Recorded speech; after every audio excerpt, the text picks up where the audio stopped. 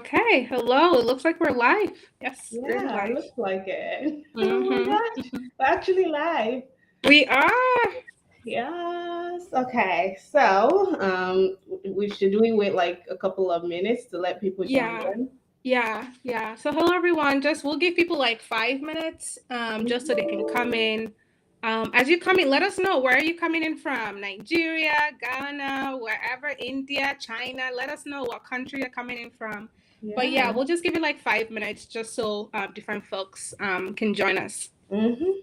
Yeah, because it takes some time for the live to like notify people. Mhm. Okay. I wish we had some music in the background that we I could know. be. I'm like, we need background music. Uh-huh. Let me see. Let me Okay, go check my ahead. Go ahead. the copyright. I can't I know because that's true. That's true. That's true. we cannot. Oh my goodness. Thanks. Okay, says we have 3 people who've joined us so far. Welcome, everyone. Welcome. Thanks for joining us. Yes, thank you. Okay.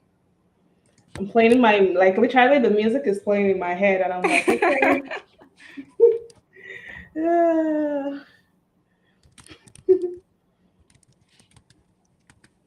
okay. Let's see. Mm-mm-mm. I've been checking for like some songs that, might Yeah. not be copyrighted, but Hmm.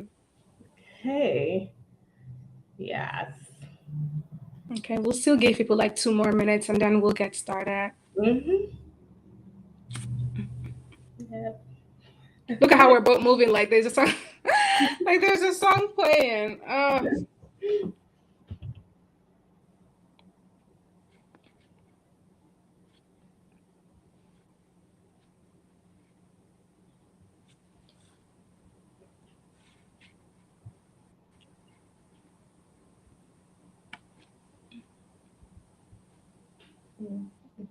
Mm-hmm.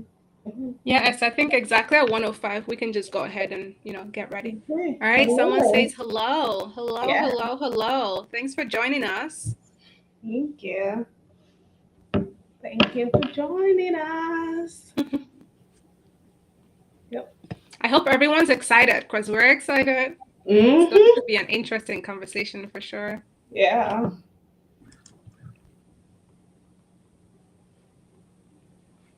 Okay.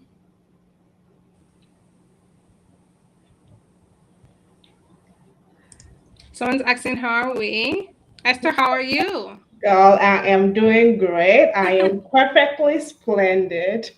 I am good as well. I'm doing well. Thanks for asking, Yeah. Izima. How are you? How's everything Mhm. going with you?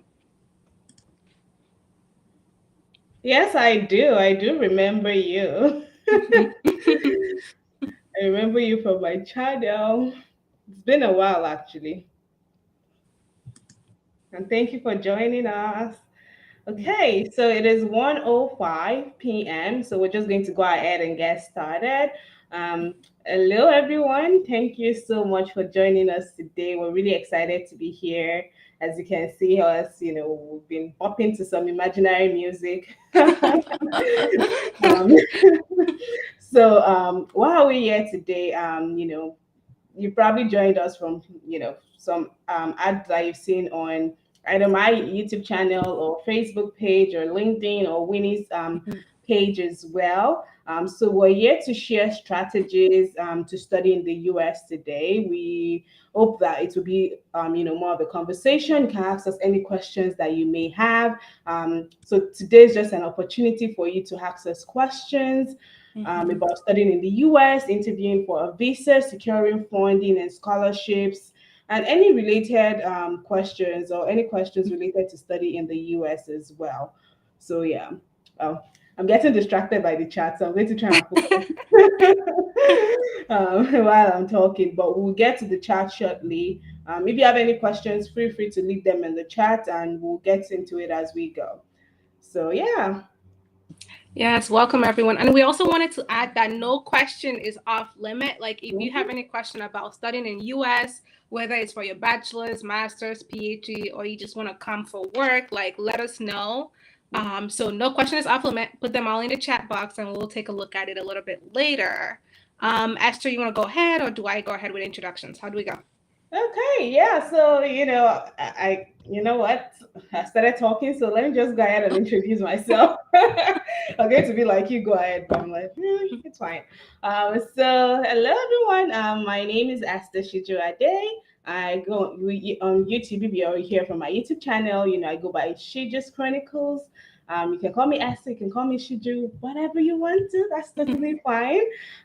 So I am from Nigeria, born and bred in Nigeria. Then I moved to the US a few years ago for my graduate degree, which I did at Kent State University in Ohio. And currently, I'm working at the Ohio State University, also in Ohio. It's like I just love Ohio. I You can't. love Ohio. I know, Love right?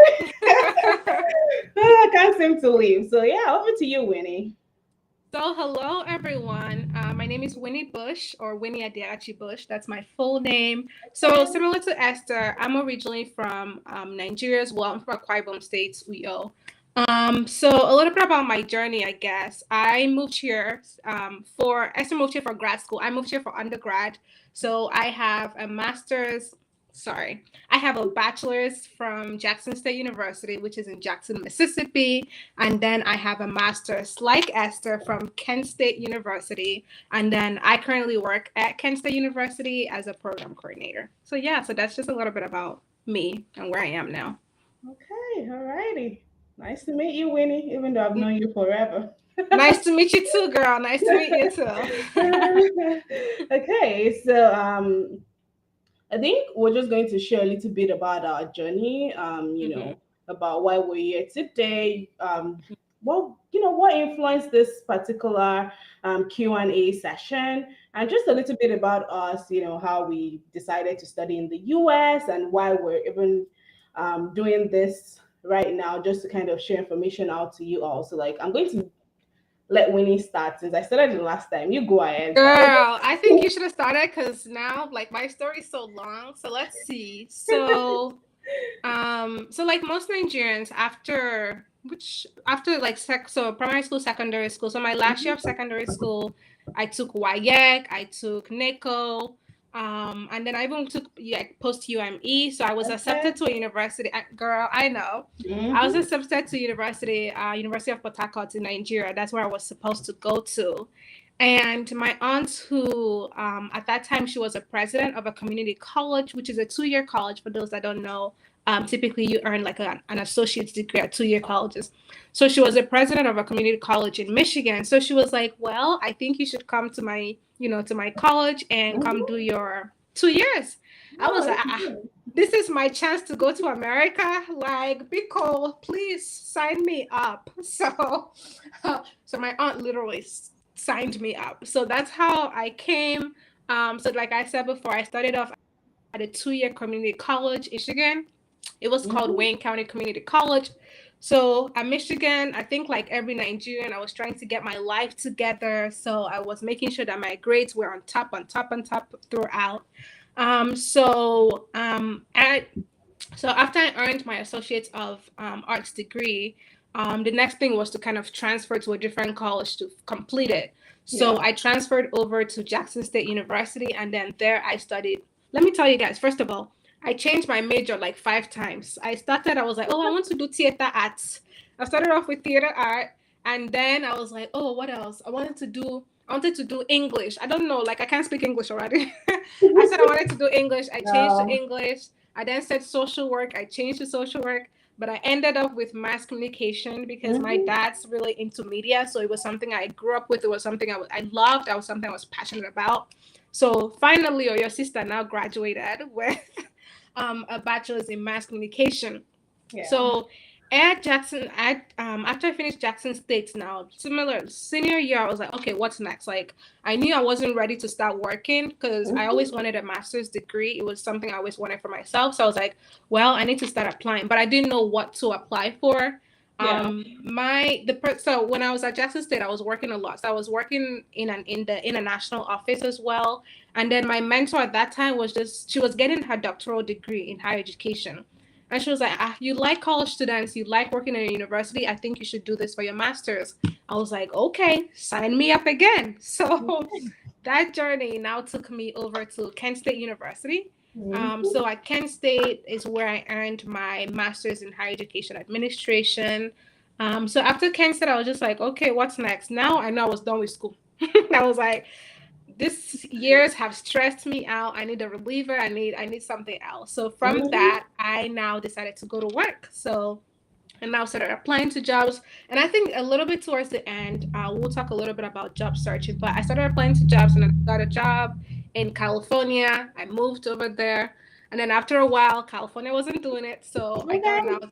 I know California wasn't. I was just like, mm-mm, I need to be back. So I now moved back to Kent, and I now have I work at Kent State University, which is where Esther and I did our masters. But yeah, so that's a little bit about my story. Esther, over to you. Okay. Where do I start? Okay. I'm a Niger girl, born and raised there, grew up there. I did my primary, secondary school there. I did my undergrad there as well at Obafemi Awolowo University in Ile-Ife, Obawa University. That's what they say. Um, Mhm. so yeah, and then I studied English education in Mhm. undergrad, and I think for me, my study abroad journey kind of started. Well, I started like sometime in undergrad, I was like, okay, I definitely want to get a master's. And I was like, but I don't really want to do it here because if you know my institution back then, like there was a lot of strikes Mhm. and I just did not enjoy that. I was just like, nah, I'm not doing this again. I'm not going Yeah. through this again. Like I need some consistency in my life. I Mhm. want some certainty as well because what's the point of going to a school and then you don't know when you're going to graduate? Exactly, Um, yo. Mhm. so that was one thing I did not want, and that was how it kind of started for me. It started like during my NYC year, so like this National Youth Service that we do in Nigeria for a year after you graduate. So kind of started there. That was when I started my school search, and I had some criteria for my school search process. I was like, okay, I speak English. I studied English in undergrad. I do not. I'm not writing TOEFL or IELTS. Like I'm not Mhm. doing any English proficiency test. Mhm. I Yes, sir. said I want to minimize the amount I spend on school applications. So I'm looking at schools that allow me to upload my transcript and do not really, require a transcript evaluation. So that was another criteria for me. And then number three, I did not want to write GRE. I was Mhm. lazy. I wasn't. I was lazy. I was not lazy. I just wasn't interested in writing the exam. And luckily, I was ready to do this, to put in the effort to look for schools that would give me the opportunity to kind of explore my criteria, and I found schools and I applied to quite a lot of schools actually now that I think about it, Oh and I wow. got admitted and I ended up picking Kent State University first of all because the the security through the Mhm. funding that Kent State afforded me, but also Winnie kind of sold the school to me. Not so.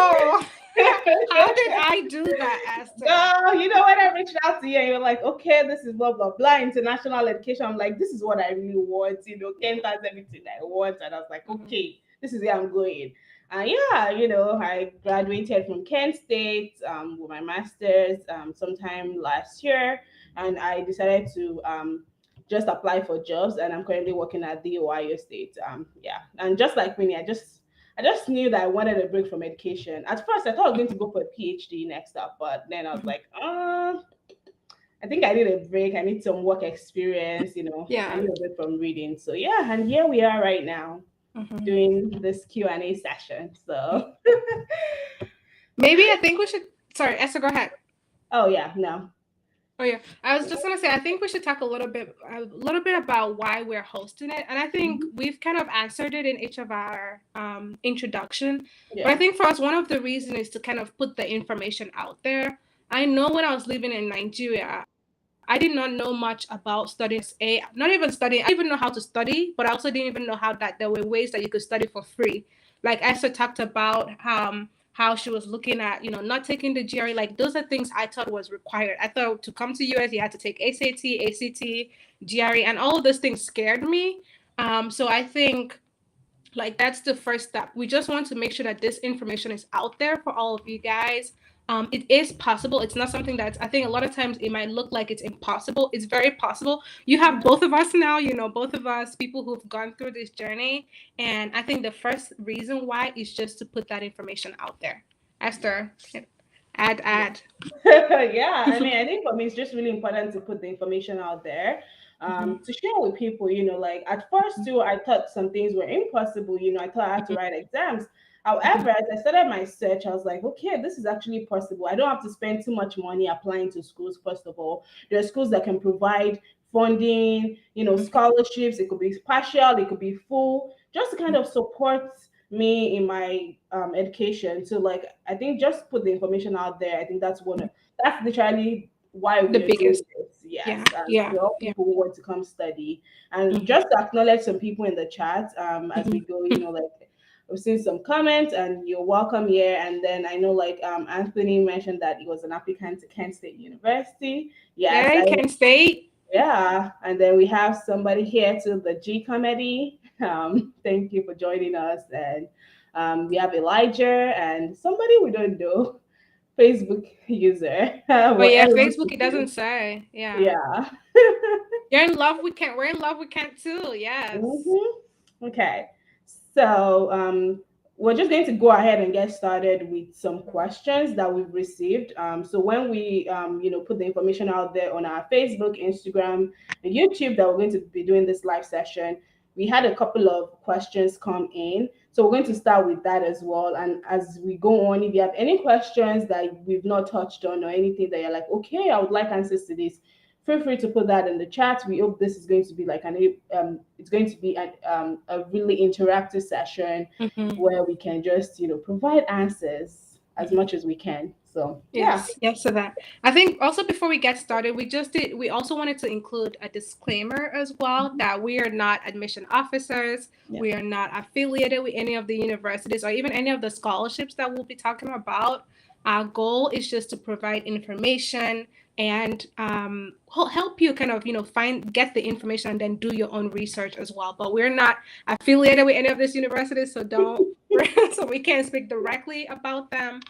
We don't have any scholarship to offer, but we can give you the information. Our goal is to give you all the information that we have so that you can actually put in the work to get to come to the US. So Yeah. yeah, Esther, should we go with the first question? So the first question we have is, what materials do you need to apply? Okay. So okay, Winnie, I'm going to say start with the undergraduate one, and I'll do the graduate one. Sounds good. So for undergrad, I feel like I always forget. So for undergraduate, some of the materials you need, the first one is typically like you need to take some sort of exam. So it could be like SAT or ACT, or even TOEFL is another exam. So TOEFL is a test of English language or English as a foreign language. Yeah. So that's when a lot of times if you're a native speaker of English, so like Nigeria's official language is English. So a lot of times that might be waived for you, but there are also some universities that don't waive it. So those are just some exams that you might need to take. Some other materials you'll need, I think you also need like I feel like for undergraduate.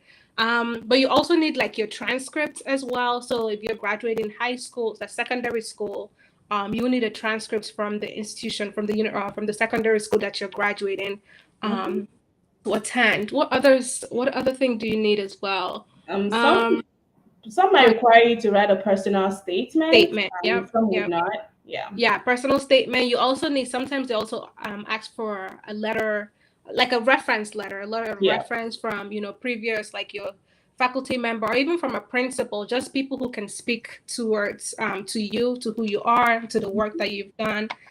So yeah, so those are some of the materials. I don't know if I'm missing anything. Yeah. We talked about transcripts, we talked about the exams, Yeah. Your passport, your too. passport. And Mm-hmm. some would require you to upload your passport at the time of application, and Mm-hmm. some may not. Yeah. Um, yeah. So, and some things is that like with the application material, it overlaps with the masters as well, with Yeah. the graduate degree as well. So I'm going to be talking about some of it right here. Mm-hmm. So for graduate students, some materials that you would need in order to apply would be a personal statement or statement of purpose, which is like a statement, personal statement. You write it to kind of demonstrate your interest in the program, why you're interested in that particular program, what that institution, what do you hope to achieve with the degree, your career goals. Every institution or every program has different requirements. On like, okay, what to include in a personal statement or statement of purpose. Some will specify it, some might not. And then we also have like a resume, Mhm. um, or curriculum vitae. But typically in the US, a lot of schools request for resume, and your resume is just like this, just like a CV. Generally, you put in your achievements, so like leadership or work achievements. You highlight it chronologically. And I think one thing I would like to really point out is the fact that here, compared to like the way the CV can be in some other countries, you do not want to put any personal identifying data on your Mhm. resume. Mhm. You don't need to put your age, you don't need to put your place of birth, no, nothing like Mhm. that. Just really put your work achievements, Mhm. your educational achievements is also like, if you had a particular GPA in school, you can include that, where you studied and things like that.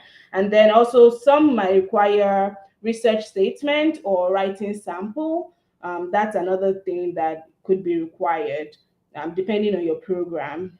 And then we also have GRE or GMAT. So GRE is graduate record examination. Some schools require you to write the graduate record examinations in order to get admitted, and some it may differ by program, some don't, but that could be another requirement. And another is the English proficiency test, which could be TOEFL, IELTS, and a lot of schools are accepting like Duolingo results Yeah. right now. Yeah. Um, or if your official language is English, some schools would waive the English proficiency test for you, or if you're a native speaker of English. So it really depends. Mhm. So every institution is different. And Mhm. also we have transcript. It could be official, unofficial, or some will require transcript evaluation. So those are like the three ways you can upload your transcript. Every institution is different. You can see a trend like Mhm. I keep saying every institution is different because that's the reality. Also, letter of recommendation as well. So it could be from like a professor, it could be from someone you work with, it could be from a counselor, depending on your program. Some will tell you they don't really care. It could even be like a personal Mhm. recommendation from somebody who knows you. So letter of recommendation or references, and then also like passports, like I mentioned earlier, application fee. Mhm. Although some schools waive application fees, some don't. So some things to keep an eye out on, and some have free application as well. And also, another thing I was just saying to take note of, application deadline. I know we asked for Yeah. material, but I kind of consider application deadline as part of Mhm. that. Some have rolling deadlines, so like there's really no deadline, and then you know some have specific deadline in order to get funding. So some things to just keep an eye out on if you're applying as a graduate student. So Mhm. yeah, I think Also, is yeah, am I I wanted answering to your also question? add, I Yeah. think for graduate students, some it depends on your program. Sometimes they might even ask you for a portfolio. So I know like I have a friend who's applying for photography. So they're asking him to put together like some pictures he's taken before. So it Mm-hmm. depends. Or even there are programs that will ask you to, especially if you're doing like a PhD, they'll ask you for some like things you've written in the past, like Yeah. research you've done. So just keep in mind that if you've done research or if you've done anything research wise, like they Yeah. might ask you to show them a portfolio or even a website. So it really depends on, and I think we keep saying that, but it depends on your program, it depends on your university. Like the requirements are not like straight across the board. Every university is different, every department is also different as well. Yeah. Yep. Hmm. Yep. So, do we want to move on to the next question here, or answer some questions in the chat as I we go? think I think let's answer some questions in the chat. So Yeah. let's see this one. So this person says, me and my friend applied to master's program in geography at Kent State University, and we were both rejected for the admission. My friend has a first class in his BSc of 4.86 and master's degree. Oh, Mm. that's interesting. Yeah. Yeah. I Um, don't I sorry, Esther, go ahead. Oh, okay. I was just going to say, like, we can't really speak to that. But one Hmm. thing to note is that, like, every program has different requirements, right? So, a lot of times, if you do meet the requirements, you would get admitted, right? But Yeah. also, the programs might be really competitive. And, sometimes even applicants who are really strong Mm-hmm. do not get in. But also, I think it also depends on the strength of the application. So, like your personal statements, Mm-hmm. what did you write? Yeah. Yeah. How did you submit? Were some details missing when you submitted the application? Mm-hmm. And then you said, like, applied for a master's program, and then your friend already has a bachelor's degree and a master's degree, so applying for another master's degree. So, like, did they explain why they wanted a second master's degree? So just some things to take note of. Then I Yeah. can't really speak to that because I don't have the application materials. I don't know what they submitted. Well, I think just some things to take note of. And also, you can always reach out to the institution to request, like, okay, about to inquire about why you were rejected. Actually, a lot of schools offer feedback, Yeah. and they'll let you know that, okay, these are some of the things that they looked at. So it could be maybe something in your personal statement or anything like that. Mm-hmm. So you can always reach out and ask Yeah. Yeah. why. Yeah, because I was also going to say, I think a lot of universities now we are starting because after the impact of COVID, they're starting to Mhm. receive a lot of like applicants as well. So Yep. they can't accept everyone who applies. So that might also be a reasoning as well. So this next question says, "Hi, I am glad to join this session. Thank you for all that you do. I have applied to a school in New York. They asked me to provide else. Is it possible for me to provide it and still get funding?" Hmm. Do you want to answer this one? Yeah, I feel like it's kind of similar where we can't really speak to a specific university, but I think I don't think, providing your ELT or not providing it prevents you from getting funding. I know typically when a university when they ask for certain materials, so if ELT is one of the things that they ask for, like send it to them. So they want a complete you want to they want to make sure that your package is complete before they review it. So some universities are like that. So I think if they're asking for it, then send it to them. But I think also if funding is something that's important to you, it's good to see, like if you go to a university's like funding page, they'll tell you like they'll give you step by step what the things you need to do are. So they'll tell you exactly what documents you need to submit. So just follow whatever instructions they have on their page. I think that would be helpful. Yeah. All right. So okay. And then this person asks, please what specifically or special thing do Kent State University look out for? Questions. I'm like, that's I think I feel like, sorry, Esther, go ahead. I think you had something to say. Oh yeah, I was going to be like, see, every program is different, right? So I can only even speak to like the program I applied for.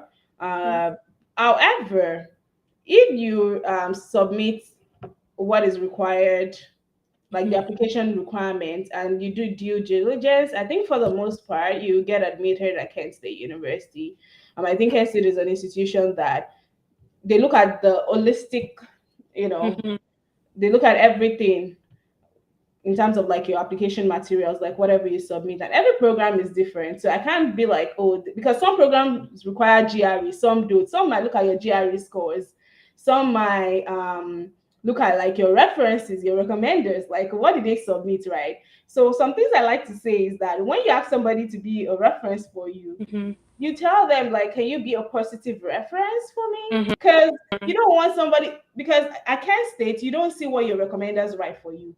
You Mm-hmm. you submit their email and the institution sends it directly to whoever would be Reference. your exactly. Mm-hmm. So some things to just keep an eye out on, because sometimes we've seen cases, actually, even though we're not admission officers, Mm-hmm. we've actually like reviewed some application in certain capacities before, maybe interviewing for like a G or something, and then sometimes um people, someone you think would probably be a positive reference for you, Mm-hmm. write something else that is Yeah. not positive. So always Mm-hmm. ask people, can you be a positive reference for me? Mm-hmm. Okay. So I think that could be something else. um yeah, and I can't really speak to a specific program. However, just some things I'm thinking of that could be in terms of like rejection. It could be the competitiveness of the program, Mm-hmm. the quality of your application materials. Yeah. Even when you're writing your personal statements, are there like red flags? Are there things maybe sometimes you're like, oh, I said, because I've seen that before. Mm-hmm. Somebody writing a different program than what is actually on your transcript. So you studied like biology in school, and then you're writing that you studied maybe something else. Mm-hmm. a different course. Like, no, don't do that. Like, ensure consistency, ensure that you are honest in your statement. Yeah. Avoid avoid lying just to get what you want. Be honest, Mhm. like, I think just some things to just put out there. And also another thing would be requirements. So like your program, do they require you to like double space, all these Mhm. formatting requirements that they Yeah. have? Yeah. What font do they ask you to write your personal statement in, if any? Mhm. Some may have, some don't. Some will tell you Yeah. double space, some will tell you single space, some little things to keep an eye out on. And that way schools kind of use it to kind of just weed out applicants, because they have a lot of applicants and they'll be like, okay, why did this person not follow our formatting requirements? And then they just, put it aside. So Yeah. just some general possibilities Mhm. um, out there. Okay, I think there's more questions, right? Um, I think this one you already addressed. It talks about like viewing the reference.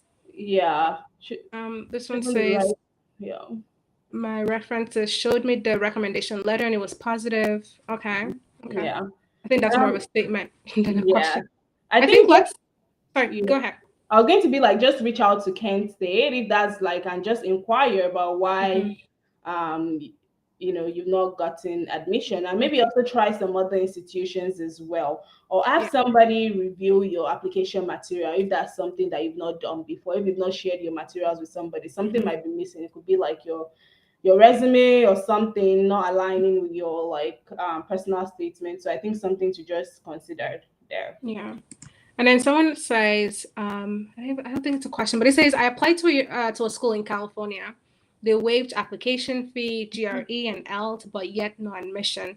I'm really confused because I did everything, even had my transcripts, original certificate sent.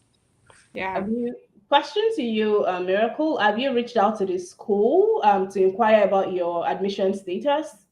yeah. And I think that's something that people shouldn't be afraid to do. Mhm. Is like they're here to help. A lot of universities, I know, like for example, Kent State University, they not only have like they have undergraduate admissions, they have Yep. graduate admissions. They also have people in each department as well that works on admission. For example, even at OGE, I know like Sarah is the person who's in charge of Africa, so they have people who also work with the specific continents or countries. So don't be afraid to reach out to those people. Like that even shows that you're really interested or you're passionate about coming to that specific university. So just feel free to reach out to them. As I think we should keep going on questions. Yeah. But yeah, y'all. So just keep putting your questions in the chat and then we'll take a look. But let's keep going. Um, so I guess another question we were asked was are there any universities that pay for your SAT exam? I personally don't know of any university that pays for it. Esther, I don't know if you know of any. No? I Yeah, do not know of yeah. any university that pays for SAT. However, there are individuals, organizations out there. Education USA is one that, if you are like, I know recently they have this opportunity funds program that they I think I'm not sure about the deadline. I know I put it on my community tab in my YouTube channel, and if you have subscribed to my YouTube channel, you'd have seen that there. They have like opportunity funds program where they assist students, prospective students, undergrads and graduate students, Mhm. to kind of like, I don't know, with the cost of application. So you apply, and if you get in, they will assist you with the cost, with the application fee. So like paying your That's application awesome. fees, Yeah. cost for exams and things like that. So Mhm. that's something to probably take note of. And there's some individuals I've seen before on LinkedIn. Someone will be like, I'm going to pay for 10 students to write SAT or Yeah. GRE. And so you never can tell. But there are no universities, to the best of my knowledge. To me too, to my knowledge too. Yeah. Yeah. Yeah. I would say a lot of times when universities say they're fully funded, it typically is like your tuition. I know only one university that said they'll pay flight though. I don't even know. Like I was just like, pay my flight, but typically they pay your tuition. For undergraduate, they'll pay like your room and board, your meal plan. But I don't know of, like I don't know of any university that pays like your visa fee or like SAT exam. So I don't know of any of those. And then Esther, you want to do the next question? It says, when's the admission timeline? Maybe we could do like undergrad and bachelor's, which I think is kind of similar, but yeah. Yeah, I think it's actually kind of similar. Every school is different with admission timeline. Some Mm-hmm. have rolling admissions. I think I mentioned this earlier. Some have a strict deadline of like December 1 if you're applying for scholarships. Some have February 15, and programs are different as well. And I know even for undergrad, some have like early decisions, Exactly. regular decisions. So Mm-hmm. check the institution that you want to apply to. Check out their websites Yeah. to take note of their admission deadline. Mm-hmm. Yeah. Okay, and then the next question, I think it's pretty long. It's how to apply for scholarships and how did we secure funding for bachelor's and master's? Esther, should I talk about how I secured funding for bachelor's and then you talk about master's? Because I feel like our process was the same for master's. Okay, Yeah. yeah, sure. Okay, so for bachelor's, like I said, I started off at a 2-year community college. So when I was at that 2-year community college, I joined this honor society that's called Phi Theta Kappa. So Phi Theta Kappa is just an honor society, basically for people who have 3.5 GPAs and up. So if you have anything 3.5 and above, some universities offer full funding for you to kind of transfer over to their university. So after I finished my time at WC3, Wayne County Community College, which was a community college, so I made sure that my GPA, I was like, no matter how tough life is, that GPA had to be at least a 3.5. So I think I graduated with a 3.8 from WC3.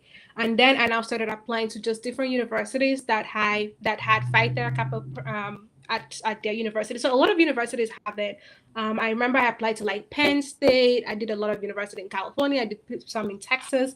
But Jackson State University, I think Jackson State University, Alcorn State University, University of Arkansas, Pine Bluff, those were the three that offered me full funding. I think there were more. There were at least 7 that offered me full funding. But I decided to go with Jackson State.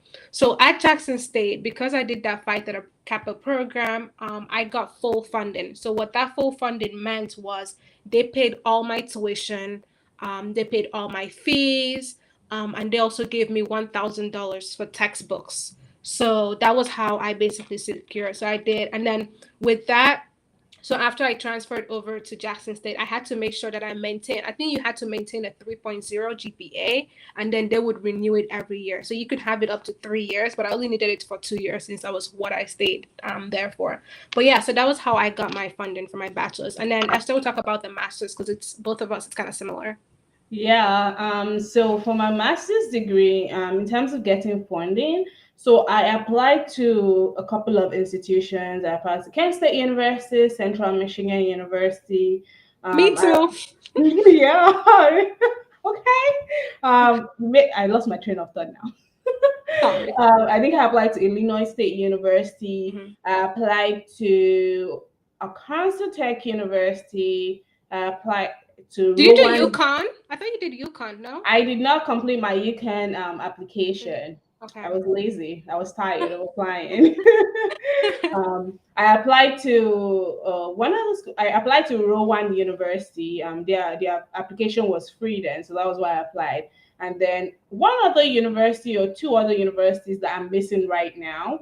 And Mhm. after I applied, so the way it was, some of the programs I had to apply separately for Mhm. funding, while some automatically considered me for funding with my application. However, we can't say specifically. I had to do an admissions interview first, and after I did the admissions interview, and then I got after the admissions interview, I got offered like assistantship. Admission. Mhm. Yeah, I think they call interview. it conditional admission. Yeah. Yeah, conditional because you are not guaranteed the admission until you have an assistantship. So with my program, not it's not like that for other programs. Just my program alone, I can't say. You need to have an assistantship in order to be admitted into the program, fully admitted. So I had a conditional admission. And then I started interviewing for assistantships. And this was virtual. And back then it was in person. So I had like limited positions basically Yeah. they were willing to interview me virtually. Now everything has changed. Everybody is doing it virtually. Mm-hmm. But when I applied, that was how it was. And then I applied. I said applied. I interviewed, and luckily one of those positions came through for me. And I was like, yay. Yes, girl. Yes. And at another institution that I applied to, there I had to apply separately, write a Mhm. cover letter for like each assistantship position. And to put it out there, the assistantship positions I was applying to were administrative assistantship positions. So they Mhm. were not research or teaching positions. These are administrative assistantships. So something to take note of there. At many institutions, I don't want to say all because some institutions do offer that opportunity. At many institutions, there are three types of assistantship. You have teaching assistantships, you have research assistantships, and then you have administrative assistantships, which differs by programs and institution. So some things to take note of. But yeah, that's how I secured funding, basically by interviewing. And I know some of my friends that actually literally they had admission, they applied to the school, they checked the box, do you want to be considered for assistantships? During the application process, they checked that box, yes, and they were offered an assistantship, literally with admission based on the competitiveness of their application package. Yeah. So some things to just consider right there. Mhm. Yeah, I don't know. I'm like, I feel like mine was the same, but I did not apply to that many universities. I only did two.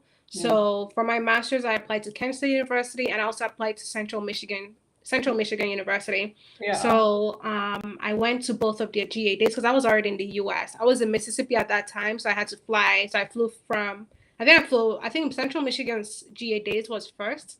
So I flew first to theirs. I did my interview with like five different offices, so administrative as well. And then I now went to Kent State and did my interview.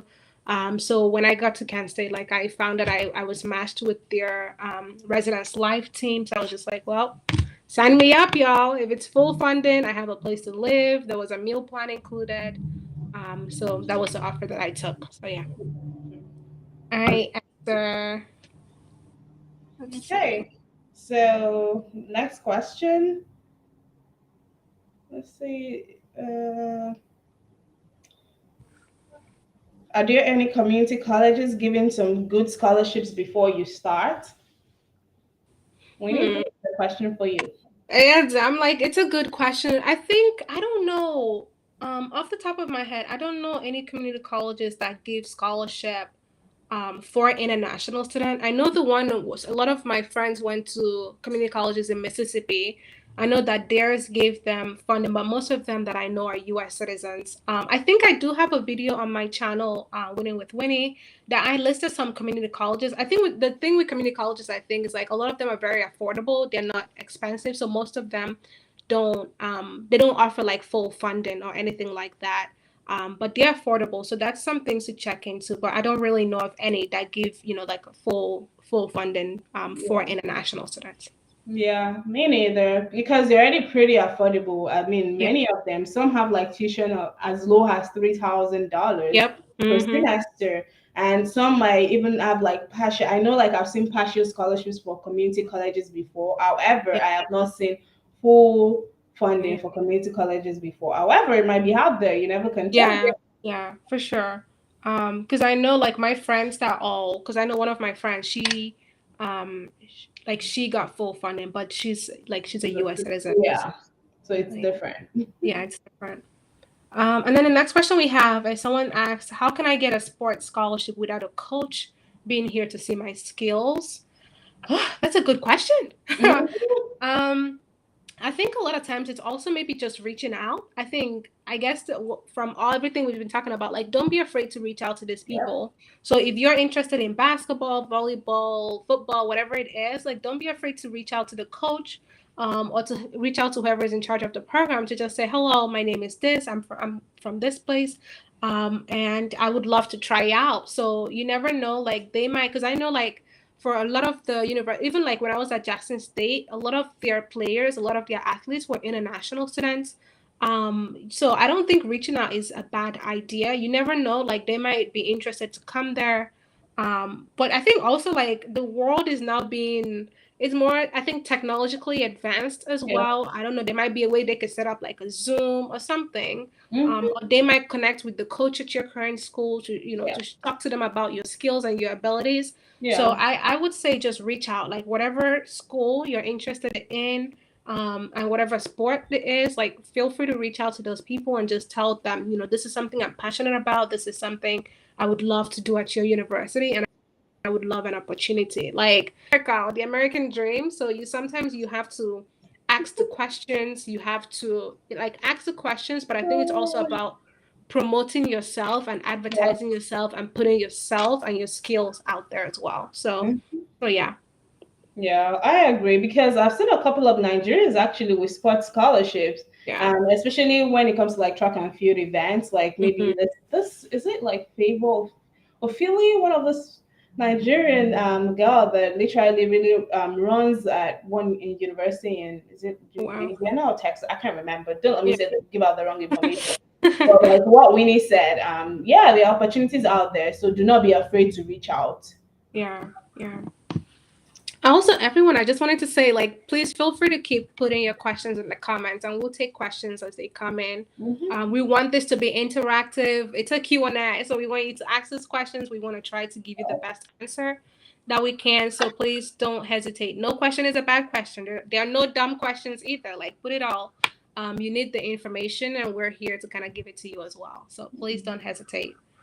Esther, you want to do the next question? What's the next question? Sure. What do you have to say about Michigan Tech and their scholarships? Okay. So, Michigan Technological University is a university in Autumn, Michigan. I know that because I did a video on that recently. And what do I have to say about Michigan Tech? Actually, I actually interviewed with Michigan Tech for a job, a full-time position, and I ended up, dropping out of the process because I was like, I don't want to go that far. But with Michigan Tech, I know they do have a lot of scholarship opportunities. And one good thing to know about this institution is that the application is free. So they have free application for both undergraduate and graduate international students. And in terms of their scholarships, they have like a lot of partial scholarships for international undergraduate students. I've not when I did my research, I did not really like see like any fully funded up to the extent of like or maybe a full tuition room and board and things like that. As that when I checked the video, when I did my video. However, for graduate students, they do have like assistantship opportunities that can provide you with full funding opportunities like your tuition as well as stipend. And I know that I listed some programs that offer that opportunity, but I don't know that they have a lot of scholarships for international students that can help offset um, the cost of your studies and also like funding opportunities for graduate students in terms of like assistantships and fellowships as well. So some things to take note of. And also one thing I would say is that when you're looking for scholarships, also like and you're unsure of something, reach out to the admissions officer. Like they have that information on your page. Reach out to them and be like, "Hi, I was wondering if there are any fully funded." You never can tell. Maybe you check their website and you did not really notice anything explicitly stated on their website. It might exist. You never can tell because there's some schools that actually have like this scholarship resource page literally that can be so difficult to find.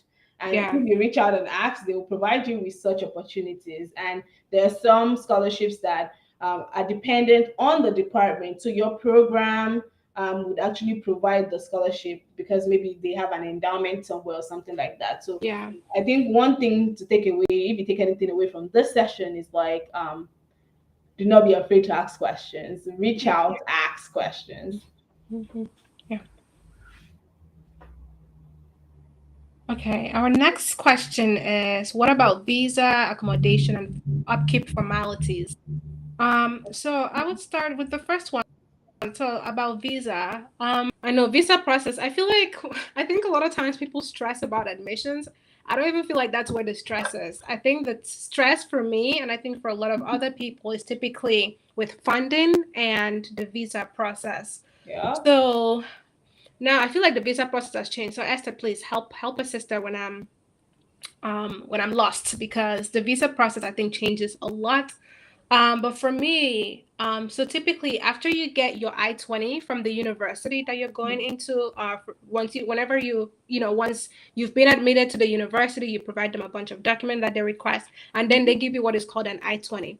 So Yep. that I-20 shows that you've been fully admitted to the university, and then with that I-20 is one of the documents that you have to take to your visa interview. So with the visa interview, there's a lot of other paperwork you have to complete. Esther, what am I missing? There's the DSI 60. You need to So take with you. Sorry? That's a DS-160. Yeah, DS 160. I feel like there are other forms. There's a lot of other forms. So just make sure that you have all your documentation. You will also need to pay a visa fee as well. You will need to take like a bank statement or like something to prove that you have enough money at Yeah. least for 1 full year. Um, but there's also a bunch of other documents that I feel like I'm forgetting right now. But with that, so once you take all of that document over to the U.S. embassy in your country, wherever you're doing your interview at, then they ask you some questions to kind of dictate. And then some of the questions, I think some of the things that you have to kind of prove. The first one is that you have enough money to cover yourself in the US. They don't want you to just come here and be dependent on the government or be dependent on, university. You also have to prove that you're going to be going, that you plan to, or you intend to go back to your country once you finish your education. So those are some of the things that you have to prove. And then depending on how that, how the interview goes, then they can say, yes, you've been approved, and then they take your passport, and then you go back to pick your passport up in a couple of days. Or sometimes you might get denied. So I think a lot of times people get denied, and it's because they couldn't prove that they have enough finances, or they couldn't prove that they intend to come back to their country. The visa process for me, I think, is a lot. It's the most stressful portion of everything. Um, as See? to why you're laughing now, is it not true? Because I don't think so though. You Like don't think so? I Please, don't I want to think hear this. so. So See, share, admission share. process too can be stressful enough with all the applications, all the Mm-hmm. reaching out, the waiting game, the personal statement that you have to write. And the visa process is, like it comes after you've gotten the admission. And I think it's Yeah, easy to prepare for if you know why you're coming here. Like true, if true. you genuinely know why you're coming here, then it should not be a hassle. So in order to get the visa, of course, you already mentioned like the I-20. Mm-hmm. You get your I-20. After you get your I-20, you have to fill out the DS-160 Mm-hmm. form. And while you're filling that form out, ensure that you're providing the right and correct information. Okay, Yeah. read through. Do not The submit rush. that form exactly in a haste. No, do not do that. Yeah.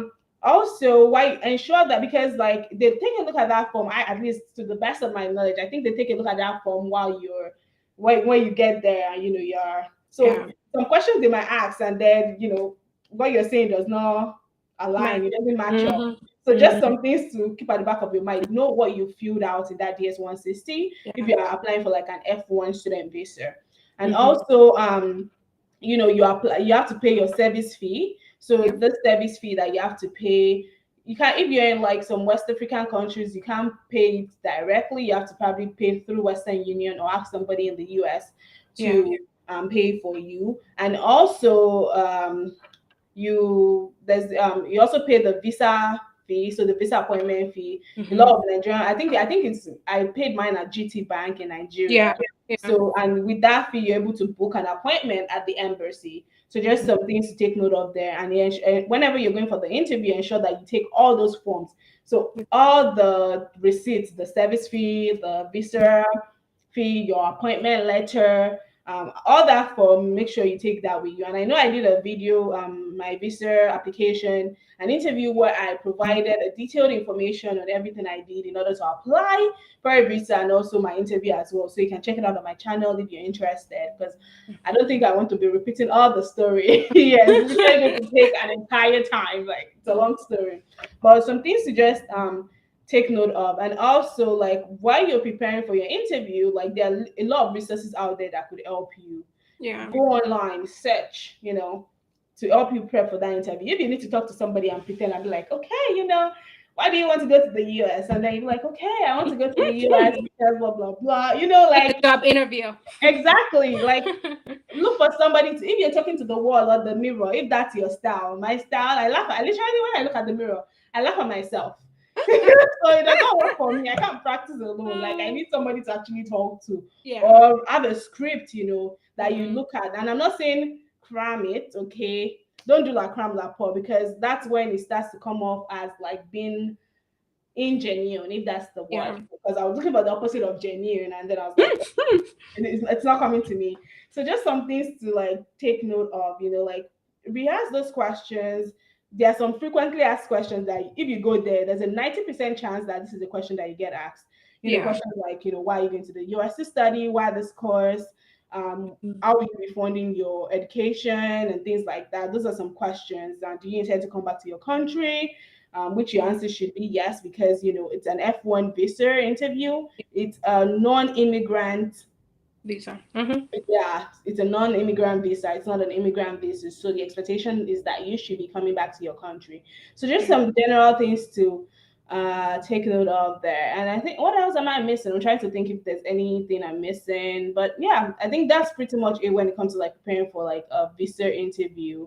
Yeah. And you definitely want to take with you like evidence of funding. So who Mm-hmm. is funding you? Is it your parents? Is it your uncle, your siblings, or the institution that Yeah. you're attending? You want to take evidence of funding with you. You also Mm-hmm. want, if you have a scholarship letter, an assistantship letter, ensure that you have all those with you, or a bank statement. Ensure that you take that with you to the embassy. Yeah. And yeah, just be confident in yourself. Do not doubt yourself. You got that admission. You know why you're coming here to study. Just go, with the flow. Be relaxed. I know I'm saying be relaxed now, but I know your heart to be beaten. Literally, yes, because it happened to me. I was literally in front of the. My heart was like pounding. I was like, ugh. Um, I I mean, think I think also it's good to, I'm not saying like tune people out, but kind of tune people out. Because I remember when I was getting when I went for my first time my interview, like there's three people in front of me, they denied all of them. And like, relax, because I girl. did my interview in Abuja, like in Abuja, Nigeria, everybody's in the room, like you can tell. So they denied three people in front of me. So that got me scared. So like Esther said, be confident in yourself and don't let other people's struggle stress you out. Like still be confident and be articulate. Like also, like don't rush when you're speaking, because I think a lot of times we get super stressed and we're trying to go fast so that it can be over. But you want to make sure that the consular officer interviewing you understands what you're saying. Yeah. Um so just be confident in yourself, be confident in your ability, and know that you've been accepted to this university. You have all your documentation and you'll be good. Don't Mm-hmm. don't focus on what other people are doing or what they're not doing. Exactly. I know sometimes I was trying to see, oh, what question are they asking them, so me I can prepare about for it. But don't stress, because you go up there and they will even ask you the same question. So don't over stress about the process. Yeah, and I'm seeing some new comments in the chat. Michael said Facebook was lonely, decided to come here. Well, hello, thanks for joining us, Michael. Hello.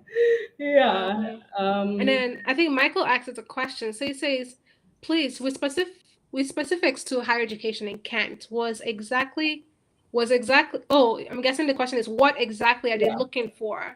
I plan to apply. Okay.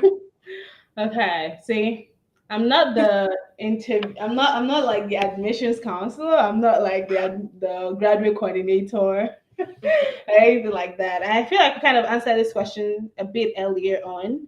Mm-hmm. Um, I can't say what they're looking for.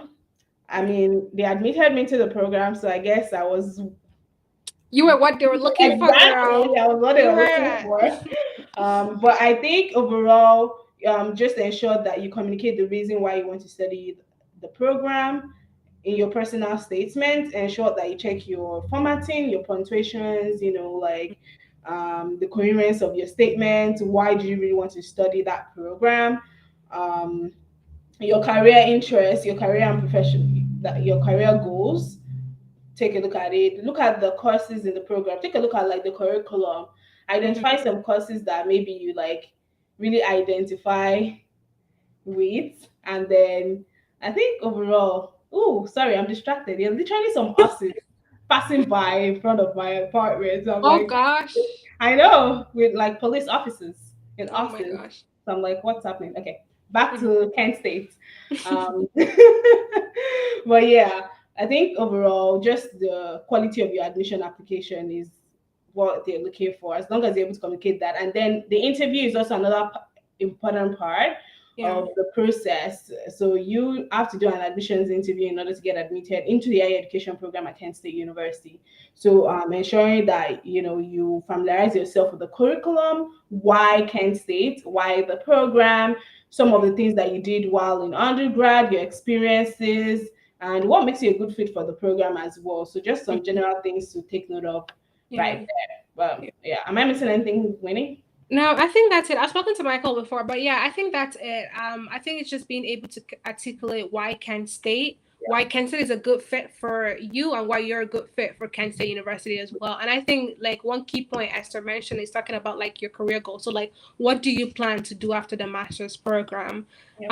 Like I don't know. For me, I feel like Esther might disagree, but I really think that admissions is not the struggle. It's typically the funding part. It's typically the visa. But I think it's good. It's great to have a strong application material. But also, I think this is a time, since you say you're planning to apply for next year, I think this is also the time to reach out to those references, to the people you want to serve as a reference for you, and asking them, like, are you able and willing to serve as a positive reference for me? I also think of writing your letter, also like making sure that when you finish writing it, because sometimes me, I write things and it makes great sense to me, but I send it to people and they don't understand what I'm saying. So this is a good time for you to kind of take this time to write your personal statement and send that to a friend, send that to a mentor, send that to a previous English teacher, whoever that you're close with, just someone to help review it for you as well, just to talk to you, because I think Esther also did a video about her admissions letter, so that might her admissions statement. So that might also be something to kind of take a look into as well, to see like how did she start it. Like they always say, you need a strong beginning, a good middle, a good closing. Yeah. So reaching out to people and trying to build those relationships, I think, is also important as well. hmm And I agree with that because I feel like one mistake I made when I started out my application process was not reaching out. I Mm-hmm. literally was this sole person trying to figure every single thing out myself because I was like, okay, um, I don't know. I was just really hesitant to reach out, not Mm-hmm. because I was afraid. I guess deep down, I was afraid that people would say no and not respond to me. Literally, Mm-hmm. it took me forever to reach out to Winnie, and that was literally when I was about to interview. That was when I reached out to you, even though I already knew you Yeah. somehow some from this Facebook, Facebook group. Mm-hmm. and I was like, nah, I'm not reaching out. And then I was just one day I just said, I'm like, why are you doing this to yourself? There's somebody literally in the program. The worst they can say is Yeah. no. What Yeah. if they say yes? Why are you so afraid to reach out? And then I Mm-hmm. reached out and look at, here we are. Yeah. So Yeah, I always tell people like never say no to yourself. Like let people tell you no. I know a lot of us we're afraid of being rejected, afraid of people not answering you, but man, this is an opportunity of a lifetime for a lot of people. So like you need to try your best. You need to give it your 110. So it's about stepping out of your comfort zone to like ask those questions. And there's so many resources. We have CJ's Chronicle, we have Winning with Winnie, but there are also a lot of other YouTubers as well. There's Google. You also have the university admission people. You have their international offices. So there is so many resources for you. You mhm, just need to be willing to put in the work to do your research, and to ask questions as well. So yeah. yeah. Oh, and we have a love from catching up with Allah. Hello, girl. That's my Hello, friend. hello. Okay, heart eyes. We love it. And we have a question. Okay. Who wants to read this Oh, you want? question? Okay, I can read it and then you answer. Okay, so it says the question. Oh, Dotun. Oh, Dotun. It says, does the evidence of funding have to be in my account? I heard of situations with friends who have applied for visas but got denied because the funding wasn't in their account or in a relative's account. That's a good question. Esther, I'll let you go ahead. Okay. So this is tricky, okay? First of all, it depends on who you stated as your sponsor in your Hmm. DS 160 form. Yep. Okay. Who is your sponsor? I would say the evidence of funding should be in your sponsor's account. So if you're using a bank statement, did you list yourself as a sponsor? Then that evidence should be in your account. First of all, ask yourself, can I be a sponsor? Am I Yeah. able to sponsor myself? And if you are, then you should be able to provide that funding, right? And if it's in your parents' account, then it should be there. If it's in your uncle's account, it should be there. Like the name should correspond. So you should not be Hmm. like, oh, I'll be sponsored by this person while you're filling out the form, and then you put a name, and then the statement of account that you're providing at the embassy is a different name or a different account. Okay, so that's why I mentioned earlier, whatever you're filling out in that form, ensure that it tallies. whenever you're responding um, at the embassy to any questions, or you're providing a statement of account. Mhm. So I think that's what I would say. Because yeah, if you if you're saying yes, Michael is sponsoring. Sorry, Michael, your name was the first thing that came to my my head. Michael is sponsoring me. Michael is my dad, and then Dotun is you're providing Dotun's bank Statement. statement. Mhm. It's not matching up. So Yeah. I Yeah. think that's the simple response I would give to that question. I hope Mhm. that answers the question. Or if you need any more clarity, feel free to comment again. Yeah. I think Esther, I think we should speak a little bit into this though, because I think a lot of times I've had people reach out to me and Mhm. say, "Oh, I don't have the money, oh, but I want to come to the US by any means necessary." Mm. And like I don't have the money, I couldn't get any scholarship from any university, but I want to come, and then I'll find a job. And then that job will now pay my tuition and help me live. So I feel like this question, I think, thanks Dotun for this question, but I think it also it leads us into a deeper conversation about, because I always tell people, like when people reach out to me like that, I'm just like, that is not the way to look at it, because I know people who come here and they do that, and then it's like it's stress. The American dream, they can't live it because they are extremely stressed trying to make sure that they're able to pay tuition, they're able to feed themselves. Because the thing with the US is a lot of times when you can't pay your tuition for, let's say, a semester, like they put a hold on your account. Yep. And once they put a hold on your account, you can't do much. You can't get your transcripts. A lot of times you can't even register for class for the next semester. So I always tell people, like, there's so many, so many funding opportunities that exist. Like, don't put yourself in a tough situation where you're like, oh, I don't have the money, I'm still coming. Try to get a scholarship, try to get that funding. Campus jobs in America, I don't even know if any country their campus jobs pays that well, but this they don't pay that well. They don't pay enough for you to cover your whole tuition. And then taxes is also very high as well in the US. So that's something you have to think about. So even if they pay you $12, you end up getting like $5. So taxes is really high. So I would just encourage you guys to not like don't put all your eggs in a basket like that. Like try to get as much funding as you can get from Mhm. different universities, from different organizations, just so you don't come here and be in a bind.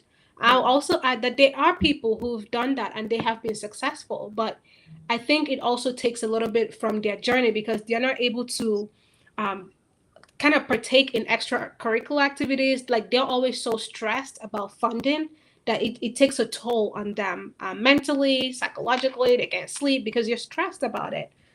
So just I don't know. I just feel like that's just it's a I've gotten it from a lot of people, and I'm just like, bro, you're gonna come here and be stressed. I don't know, Esther, if you've gotten the same questions or what I you'd say. have, and I'm just like to your comments about that. Yes, yes, yes. Because first of all, you don't want to come here and be out of status, Mm-hmm. right? Like you don't want to come here and be stressed out. You Yeah. don't want to come here and be like, oh my goodness, am I going to be deported? Mm-hmm. Because if you come here with that mindset and you're unable to figure things out, you're going to be out of status. Of course, you might get reinstated. You never can tell. You might be lucky, but at the same time, you don't want to put yourself in such a situation. What's the point of coming here to be stressed out? I came here, my tuition was covered. I got a stipend to like assist with my upkeep and everything. And that was and I was still stressed out with classes. Let me put that out there, okay? But I was not stressed out with other things, right? I knew that to an extent I was secured. I was good, and I was not bothered with that. All I had to do was worry about my classes. How I would get a job, maybe after graduation or things like that. But if you come here and then you don't have a means of paying your tuition or even like providing for yourself, like we call it upkeep sometimes, Mm-hmm. you're going to be so stressed out and you would not really like it. So yeah, I agree with you. Just ensure that you whenever you come here, and if you come in here, you're secure to an extent. Of course, there's so many resources out here to help you, like we have like food pantries. A lot of schools have food pantries. They have like clothes closets where you can get clothes for free sometimes. You could get technology as well. Some school libraries, they lend students laptops and things like that. But yeah. Yeah, because I would also add, I think a lot of universities provide these resources, but international students are not expected to be using those resources Mhm. because to them, basically, when you submit your bank statements, after that I-20, you take the bank statement over to their government office. That proves, so to them, you have money enough for 1 year at least. So these, a lot of the resources are not meant for international students; they're for the other students. So, um, yeah, I don't know. Just try to get funding secure so you don't come here and be stressed and be out of status, like Esther said.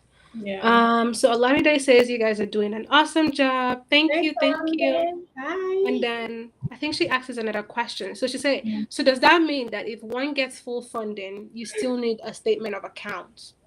Esther, you wanna respond? I think it really depends. So, for me, full funding differs by institution. Okay, Yeah. when we say full funding, some institutions like the stipend they give you will be so huge that it will cover that deficit. Yeah. Okay, while some it's not that much. So let me give an example. Your tuition is covered in full. Your health insurance is covered in full. Then they're giving you a stipend of $20,000. Let's just assume, right? Mm-hmm. And let's say the proof of funding that the school is requiring you is like $34,000 in an academic year. And when you calculate all that, maybe tuition sums up to like 20,000, your stipend 20,000. That's already like 40,000, health insurance and all those other things. Yeah. That's already like, let's say, $45,000. Mm-hmm. That already covers the $34,000 that the school is asking you to show proof of. And in such a situation, it's not necessary, okay? The statement of accounts is not necessary. If you have, you can take, and if you don't, that's fine. My funding was such a way that because my housing was covered, I got a stipend. Health insurance was not fully covered, um, but it was covered to an extent. Mm-hmm. And then what else? I think we had a meal plan as well. I also had a Yeah. meal plan as well, which they calculated all that in terms of like the dollar amount. Yeah. So I had surplus. I did not have deficit. Mm-hmm. I did not go to like the embassy with a statement of account because I had more than enough. Emphasis on more than enough Mm-hmm. to cover my tuition. However, if your full funding is such a way that maybe your because some schools provide little stipend, the stipend might just be like $8,000 in an academic year, Yeah. tuition let's say $14,000, and they're expecting you to provide proof of funding of $30,000. Then you will still need a statement of account. So it depends on the institution and what they are offering because full funding differs from institution. Yeah. I mean, it differs by institution. So I hope that clears it up, and I hope I did not confuse you. No, I think that made sense. Yeah. So another question we have is it possible to apply with my WIAC result only? I think it just goes back to what we said before. It depends on the university. For me, when I was applying to Wayne County Community College, which was the community college I started with, Mhm. that's what I applied with. I only applied with my WIAC. I didn't do TOEFL or I didn't do SAT, ACT, none of them. But every I think that's what you will learn from our conversation. Every university, every college is different. They have Mhm. different requirements. So just making sure that whatever school you're trying to apply to, like look on their website. They literally say it on there. So look on their website to see exactly what documentation they want. Yeah. But because I think like in a lot of American schools, some of them might not even know what WIAC is. So that might not be something that they accept for some of them. But so yeah, every school is different.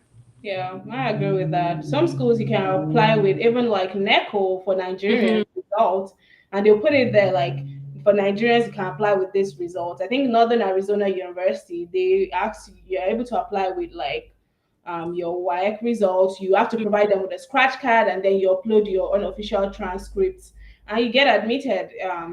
But some schools would ask you to submit SAT. But a lot of schools right now, I said the world is changing and it's I been know. very Yeah. easier. They're becoming test optional. Yeah. So you can literally just get admitted with your transcripts, like, Mm-hmm. and you're good to go. Yeah. So Yeah, as to the next question we have, someone says, can one fund tuition with student loan? Mm, Hmm. it's up to you. Exactly. Yeah, yeah. I mean, it really is. I think that's a personal decision. But yeah, because I think the issue with loans, though, I think if you're getting it from your country, then yes. But a lot of times, if you're trying to get a loan from America or from American like industries, American banks, you have to prove to them. You need to have like a co-signer that's American. Yep. So that might be something to take into consideration. But I think if you're trying to do it from your country, like it really is up to you. Yeah, it is up to you. Yeah, I Yeah. agree. No. Sorry. Go ahead. Oh, I was just going to be like, and also if you're going to get a loan, it's tricky, right? Like, what will be the collateral for the loan as well? And Exactly. when you're going to the embassy, if you're applying as an F1 student, Mhm. it, it's a bit tricky when it comes to loans. You have to ensure when you're defending that, like, how are you going to defend the payments, like the repayments, unless there's, you have somebody who is boxed up, like a guardian who is boxed up and things like that, that can just be like, yeah, this person will be repaying this and so, but like that's already a weak home tie right Yeah. there. Yeah. Yeah. And then I was also gonna say, like, don't forget to subscribe to our channels. Yeah. Esther's is Sijus Chronicle, and mine is Winning with Winnie. We share a lot of this information. Our goal is to help you come to the United States for whether you're a bachelor's, your master's, your PhD. So subscribe to our channels and make sure you stay tuned. All right, the next question we have is, what is always the deadline or the date they release admission and acceptance letters for fall? Mm. Oh, I feel like we've mentioned it before, but similar. It's every school's different. Yep. Every university is different. They have different requirements for admissions. They have different days that they release acceptance, and a lot of them, like Esther said before, it's rolling. So they're always that they might be admitting someone, like you might know a friend who's applied and they've already accepted them as well. So it really depends on the institution that you're applying to. Yes. But one thing I also would like to put out there is that if you know that you're seeking funding, Mhm. a lot of schools have earlier deadlines Yeah, for funding. So you might want to really take a look at the website. Some will have a December deadline, some would be January, some would be February, depending on if you're applying for undergrad, graduates, degrees. Some for undergrad, their deadline will probably be like even November 15th for like early admits. yeah, yeah, And for graduate students, you can see like December 1, January 15, mm, thereabout. I mean, some schools they extend it to like February 15 or even March 1. However, it's limited and it will yeah. probably be for like their partial scholarships, not the fully funded ones. Hmm. So if you're looking for scholarships or funding, your best bet is to start searching early and start applying early. Exactly. Okay, Ebuka Obi just says hello. Hi, hi, hi, hi. A question from Ige Noir. So he says, can someone, or they say, I'm sorry, I don't know how you identify, but they say, can someone with a 4.2 out of a 5 scale GPA in undergrad get full funding? Okay. Is Hmm. it like, are you applying for graduate school or not? See, I will just put it out there. Your GPA is not the sole determinant of funding, okay? Hmm. This is a really strong GPA to start out with. I had nothing close to that. I mean, I was in the 3 points, basically, and I still got full Girl, funding. were you on a 5 point GPA Yeah, though? I was in a Okay, 5 point. okay. Yeah, so like I had a 2-1, so I graduated with a 2-1, but it wasn't Hmm. like a 4.221. Um, Yeah, So it is possible, however, it depends on your total package, the institution you apply to. Some institutions are very competitive, yeah. where literally it's people like, 4.5 out of a 5, Mm, like that. So I think some things to take note of. It is possible for you to get full funding, but it depends on your admission packets, like your personal statement. Is the school asking for a writing sample or a research statement or a portfolio? Your transcript, so like relevant courses to the program you're applying to. yeah. Some schools take a look at that. Your letters of recommendation, your work experience to a certain extent, or research experience or things like Mm, that. I'm not sure what program you're applying to, so I can't really be stick to specific. it. Yeah. However, it is possible for you to get full funding. I've seen people even with like a 3.4 out of a 5.0, 3.2 out of 5.0 get full funding. However, they really put in a lot of effort. They also streamline the institution they apply to. So, depending on the competitiveness of the institution, I just like to be realistic, right? Because Yeah. sometimes maybe you apply to Ivy League schools, you might not be able to get in if you're in the lower GPA scale. Mm.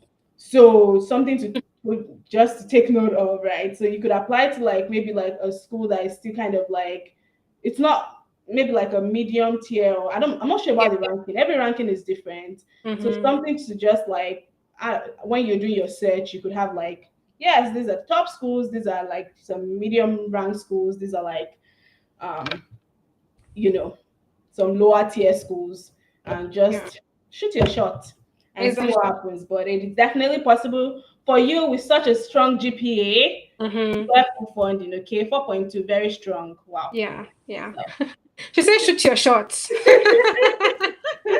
I love it. I love All right. Our next question is what should prospective graduate students expect yes. during Hmm. their visa interview? Okay. Questions. So many questions. I know Okay. so many questions. I feel Why like do a you lot of want to them are start? repetitive too because we already talked about it. Yeah. But maybe Uh, Esther start and then I'll fill in the gaps because okay. you interviewed during your graduate Mhm. program. I mean, you did too, but okay, that was for like a renewal. Yeah, that was a renew, and they didn't even interview me for real. Okay. So my questions were my interview very short, very simple. I didn't. It wasn't like I was like, oh, so you're going to blah blah blah, and then I was like, yeah, I'm going to Kent State University to study this Mhm, degree, and then they more or less asked like, what did I study in undergrad, which I said English education, and then what was the third question? I know I already did a video on that on my channel. Um, and then my they asked like, what have I been doing since I graduated? mhm, Which I said, which I responded and at first, and then they asked me again like, what have I been doing? So when they asked what have I been doing since I graduated, I was like, oh yeah, I started with this whole story of, yes, I stayed home for like because my school they delayed us a lot. So I was like, yeah, I thought while waiting for NYC and blah blah blah. I mhm. said that whole story. And then they asked me, what have you been doing since you graduated? And the next time I just went straight to the point. I was like, yeah, I've been teaching at the school since then. That was literally what I said, and it was just Yeah. like, so that was for me. However, when you go online and you read people's transcripts, there are a lot of questions. Some will ask you, what did you do in undergrad? Why are you going to the US? Why the US out of all other countries that Exactly. exist? Mhm. Right? Yeah. Why that particular program? What would Mhm. that program do for you? Yeah. What's your career goal? Like they literally drew you Yeah. depending on the interviewer, depending on like what you submitted on your DS 160. Some will ask you what your program is about. Some will Yeah. ask you what research you'll be working on if your if your course is a research course. Some will Mhm. ask you who your PI, like principal investigator, or who your supervisor would be. Mhm. Some will ask you like, what will you be doing? Like, what's the curriculum of the course? Yeah. So many I questions. haven't started yet now. See, so I many think questions. I was also someone had told me they asked them how many other schools did they apply to? Why did they Mhm. pick this school out of all the Yes. other schools? So yeah, yeah. Okay. Okay. Uh, Next question. This one isn't a question, more of a comment. The person says, "You guys are making a whole lot of difference in people's lives. Keep up the great work. God bless." Thank you so much. We Yeah, appreciate it. thank you. Thank That's you. so sweet. Okay, this person can be a hype personal. Okay, Okay, yeah. hype us up, hype us up. um. Okay, so this person says, if someone takes on law or criminology at a college, do I still need to go to the major university? I don't think I understand the question. Yeah, I'm not sure. I'm wondering if they're asking like, do they still like maybe they're asking they did it so maybe they did law or criminology at like undergrad, so for their bachelor's, do Mhm. they still need to do it in for a master's? I don't think so. Do you mind actually rephrasing your question, please? Because I think we're a little Yeah. confused. Please rephrase your question and then we'll try to answer it. Thank you. Mhm. Yeah. I think oh Oh, okay. I think this is the same person because they asked like how many years does it take to complete law in USA for undergraduate, so for their bachelor's. See, the process here is different for law Mm-hmm. degrees here.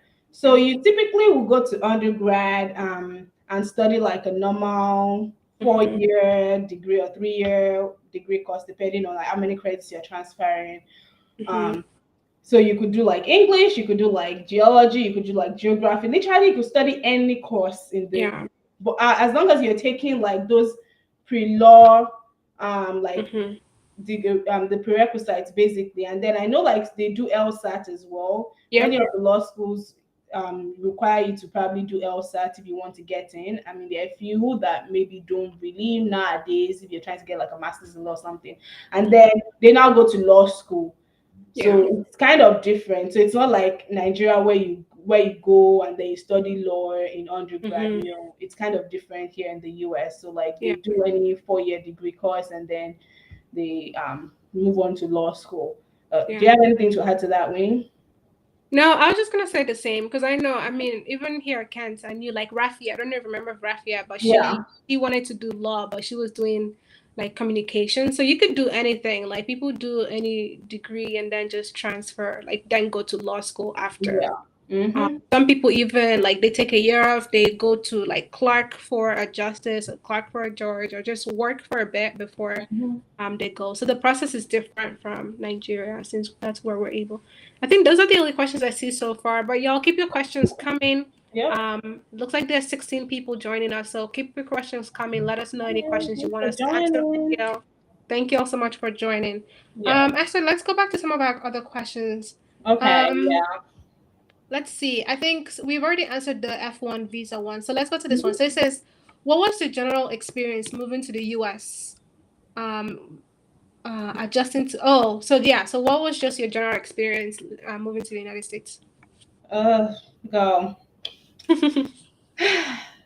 I've actually done a video on culture shock with my friend, Mm-hmm. um, for my channel, but nonetheless, I think it was a mix of emotions, right? You're coming to a new country, you're you're meeting new people, it's a new culture, currency is different, Everything is everything, different. food, everything is different. Like my to do my hair, like it's not even easy. I had to cut my hair for a bit there because I was like, it's not easy to find somebody to help me make my hair because of the Mhm, location that I was in. So like just so many, I think for me it's just I don't even know how to explain mhm. how it is. Yeah. Um, and everyone has like different ways of adjusting. But I think for me, one of the biggest shocks I had here was first of all taxes, Mhm, the tipping culture mhm. here, the fact that it wasn't easy for me to get around without a car in my location. Every Mhm, location is different, right? But I was in Kent and it was kind of difficult. Although there was a bus system, however, it was still kind of difficult to get around without a car. Yeah. Um, Also, like just the even in class as well, I think the freedom for me, the fact that literally, you could wear anything, go to class, Mhm. like you can wear pajamas and go to class and nobody will question you. Um, Exactly. and then also the interactiveness as well.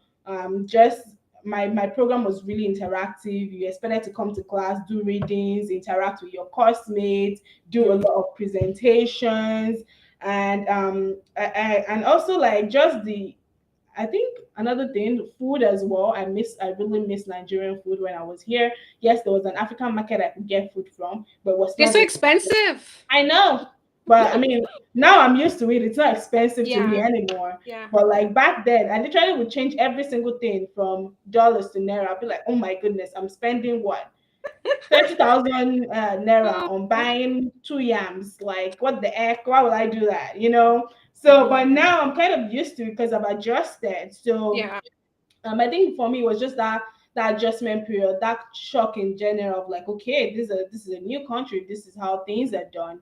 I go to the store, literally, I walk around, I pay things myself. People trust me Mhm. to to pay for what I'm picking from Walmart and not walking out with it. Like so, it was Yeah. just like different adjustment period. But if you want to learn more about my experience, you can definitely check out my YouTube channel. I have an old video which I did with my friend on culture shock. So yeah. I was gonna say for me, I think pretty similar to Esther. There were just different challenges I think I had to navigate. The first one was language, and I know I speak good English, but I first came once I landed in Michigan. People could not, like my classmates, my professors, they couldn't Mhm. understand me, and I'm like, I'm literally speaking English, like. Mhm. So I didn't know what to tell them, but I think language barrier, or more like I don't even know, is there accent barrier? Accent, so Because probably the accents, accent. Yeah. because I think that was the issue, like people couldn't understand my accent. And I low-key feel like they weren't trying enough because I could understand everything they were saying, but the way they were speaking was different to me. But I listened more. I was more intentional about making sure that I was listening to understand instead of listening to talk. And I Mhm. think people just didn't give me the same benefits. I think language or accent barrier was one thing. I think the weather too was very different for Oh, me. yes, When girl. when I first landed in Michigan, I saw snow for the first time in my life, and I was just like, what is this? I told my auntie, come on, there's snow. I said, no, no, I told her there's salt. I was like, there's salt on the ground. Girl, bush girl. So it was no Bush girl. I mean, my last name is Bush, so I was just Okay. representing. I was representing fully. Um, but yeah, like adjusting to, and you know that like in they have like three seasons. They have winter, they have spring, they have summer. Like it was just Um, difficult to adjust, and even I had to get a whole new closet and whole new wardrobe. Like I had to buy like winter stuff. I had to get winter boots and earmuffs and what is it called, gloves, like all these different things. You dress for the season, whereas in Nigeria you dress, and the way you dress is the way you dress, like all round. So I think that was also difficult. I think also building relationships was tough. mhm. um when I started like Wayne County Community College. I started when I was 16, and everyone there was like older. So I think the closest person to my age was probably like 19 in my classes. A lot, like I was taking classes with people who were 50 something or 40 something. Yeah. um so it was just different. Like a lot of people, I think there's also the fact that they would act like, what do you know? And then I think it even got to one point where like people will now start saying, "Oh, can we be in groups together?" So they now started listening to me more because I was doing well in classes. The faculty members, like the Yeah. professors, were like, "Oh yes, Winnie." They were always calling on me. So people now started. But I think there's also building relationships with faculty member was also tough. I think even building relationship with classmates as well. Yeah. Because I think a lot of times, because you're international people, because you have an accent, people don't I, I don't know, they don't trust you. They don't feel like you know enough. They don't feel like you're as qualified as them. So there's also just trying to navigate those relationships as well. Mhm. And also like classrooms are different. Like I came here straight from secondary school in Nigeria. My secondary school, my teachers teach, you take notes, you go home, you come back, you take the exam. That's it. But here, like especially it was very interactive. It was very, very heavily discussion based. The teachers were like your friends. They'll sit down with you and chill, like. So it was just a very different. I had to kind of figure things out differently, I would say. Also finding a job too, like when I was at Wayne County Community College, I was working at the bookstore at that time. So after my first year, I took up a job at the bookstore, and just navigating that was also different. And even finding a job first step is stress. And then now starting to work and trying to fit that all of that in. And also, Mhm. I think it's also thinking of how to make sure that you're also keeping relationships with people back home. So Yeah. it was a lot of different challenges like that. But the general experience, I think, for me has been positive. I know some people talk about, experiencing racism, experiencing sexism, and all of these things. Those are not my personal experience, but it doesn't mean that it hasn't happened to others.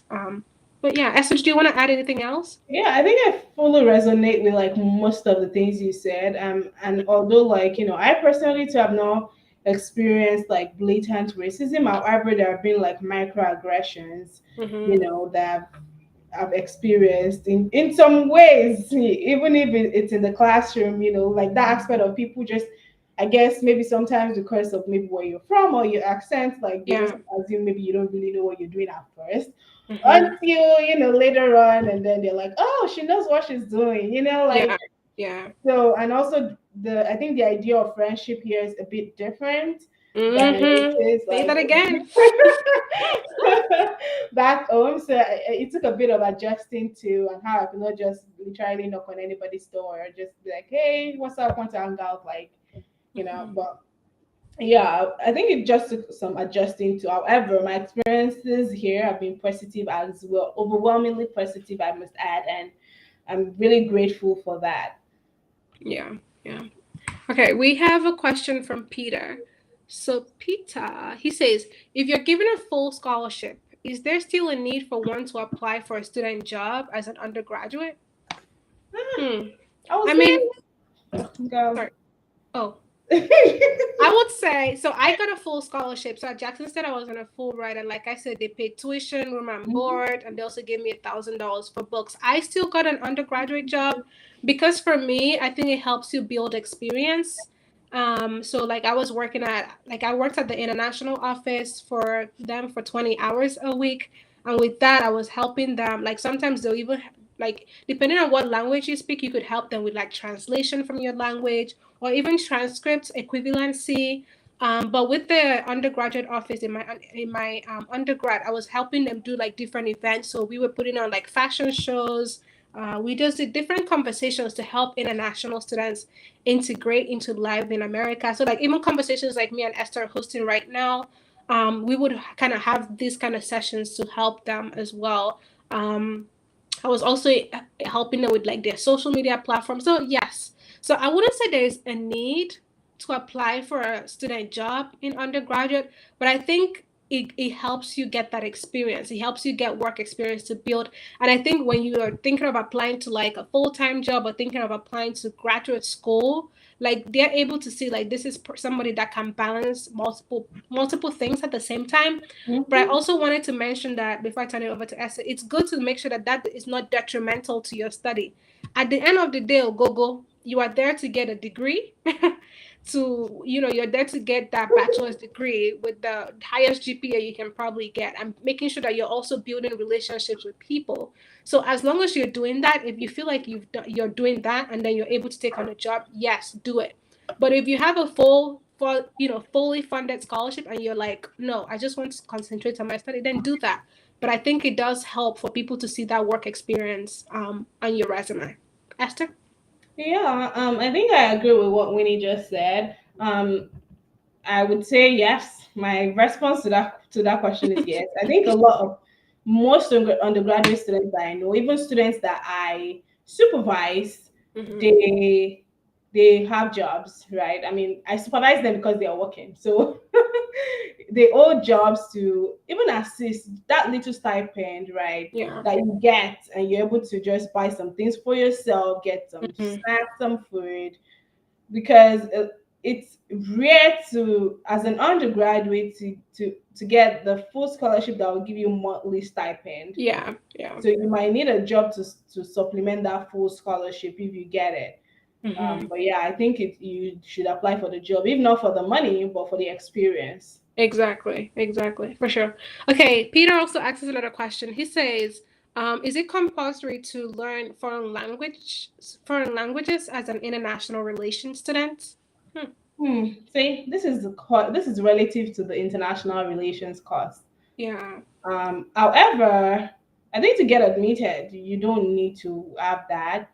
Every Mm-hmm. program is different though. So while you're taking that course, it might be a requirement. I know for undergrad, because like one of my staff member kind of studied internet is studying like international relations. I don't know if it's the title of the course, but it has something international in it.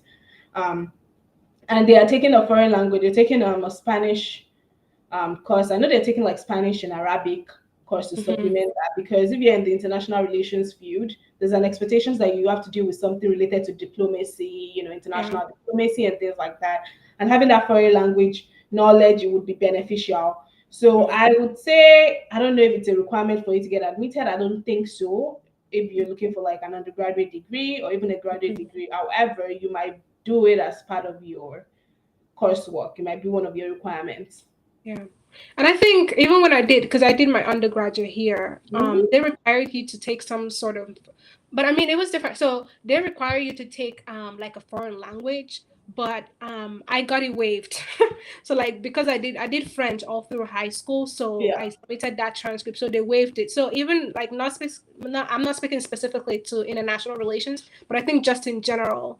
A lot of the undergraduate programs here expect you to take some sort of foreign language as well as part of your curriculum. Okay. See, you're Mhm. learning something new. There is something new every day. Yeah.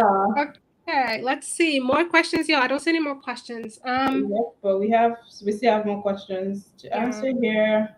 Sorry, maybe you go ahead with the next question. Oh, how did you both secure full-time jobs after your studies? Interview, Mm. interview, interview. Oh my gosh. Oh So God. many applications. Okay. How did we? So I think as an international student, it's kind of like a bit tricky, right? Mhm. It can be stressful. You do have, if you're in a non-STEM degree, you have like OPT for a year, and if you're in a STEM course or program, you have like 3 years OPT.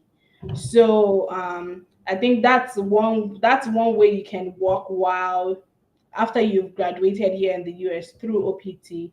And I know that for me, it was a bit different. However, when I was searching for jobs, I was mainly looking at institutions or companies that sponsor for H1B visa, which is the work visa. I think that was really important to me because I wanted a plan B. And that's why I said mine is also a bit different. So I think something to kind of keep an eye out on. So definitely looking at companies that sponsor in your field of study, okay? Because you're kind of restricted as an international student. If you Sure. study this course, whatever you do has to be related to that field of study. Yeah. Of course, it's not like the company must be like, if you study higher education, you have to work in a company. No, you have to work in a university. No, that's not what we're saying.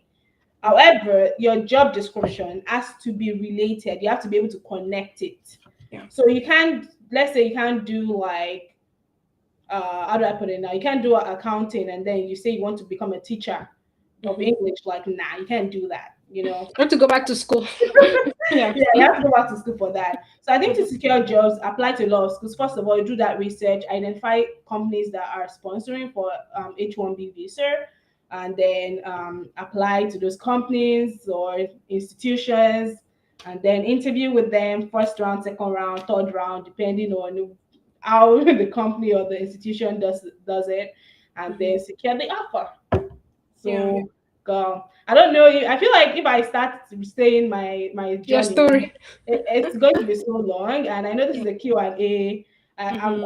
I'll probably do a separate video on that in my channel to kind of explain Yeah. that. But I know the Winnie recently just did like a H1B Hmm. interview on how to secure jobs on a channel. So I think that's something you can definitely check out if you want an answer to this question. And also she has shared her H1B experience as well. So two separate videos on our channel that will be helpful to you if you're looking for a job in the US after graduating. And Yeah. yep. Yeah. Esther said it because I think finding the immigration piece, finding a company that sponsors, a company that's willing to sponsor, it's really Yeah. tough.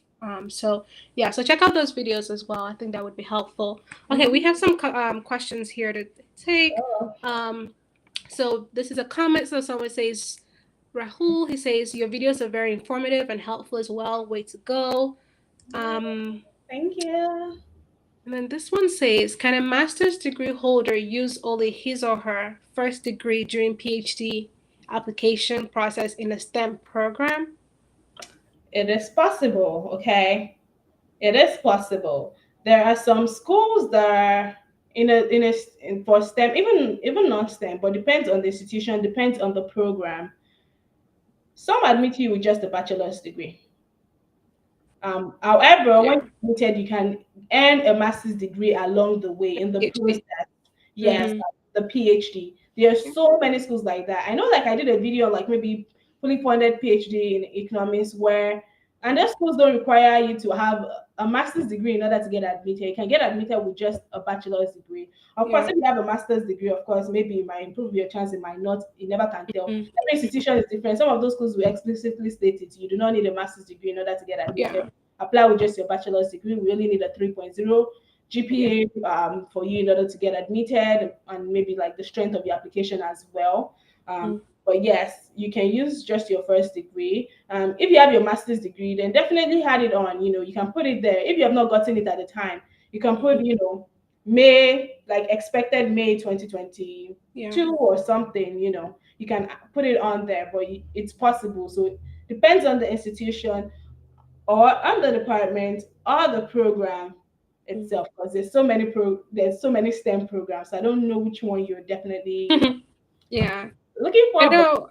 Yeah, I was gonna mention like I think it also depends on the university as well, like as I said. I know like for Kent State for their physics program, because my friend did physics, he only needed his bachelor. So during as he's doing his PhD now, he's also earning a master's program as Mhm. well. So it really depends on the university and their program. Yeah. Okay, so this one's a bit long. Okay, so another question from Peter. So he asks, who and what influenced you to apply to this university? How should I answer this question above in a way that will get me a chance to be considered? Hmm. Mm. Do you want to answer this, Winnie? I'm like, I don't know. I'm like, this is a tough one. I think for Mm. personal statement, I think it's important that it tells a story. It tells your story. So I think you need to make it relative to you. So talk about someone who's inspired you. I think that's what they're trying to learn. I think for me, like if you were to ask me who and what influenced you, I'll think of the people who've influenced me the most. I think for me, most of the time, it's my parents. So it's either my mom, it's my dad. My parents used, especially my dad, like he would work. He'd come home at 12 a.m. and then 6 a.m. he's back out working.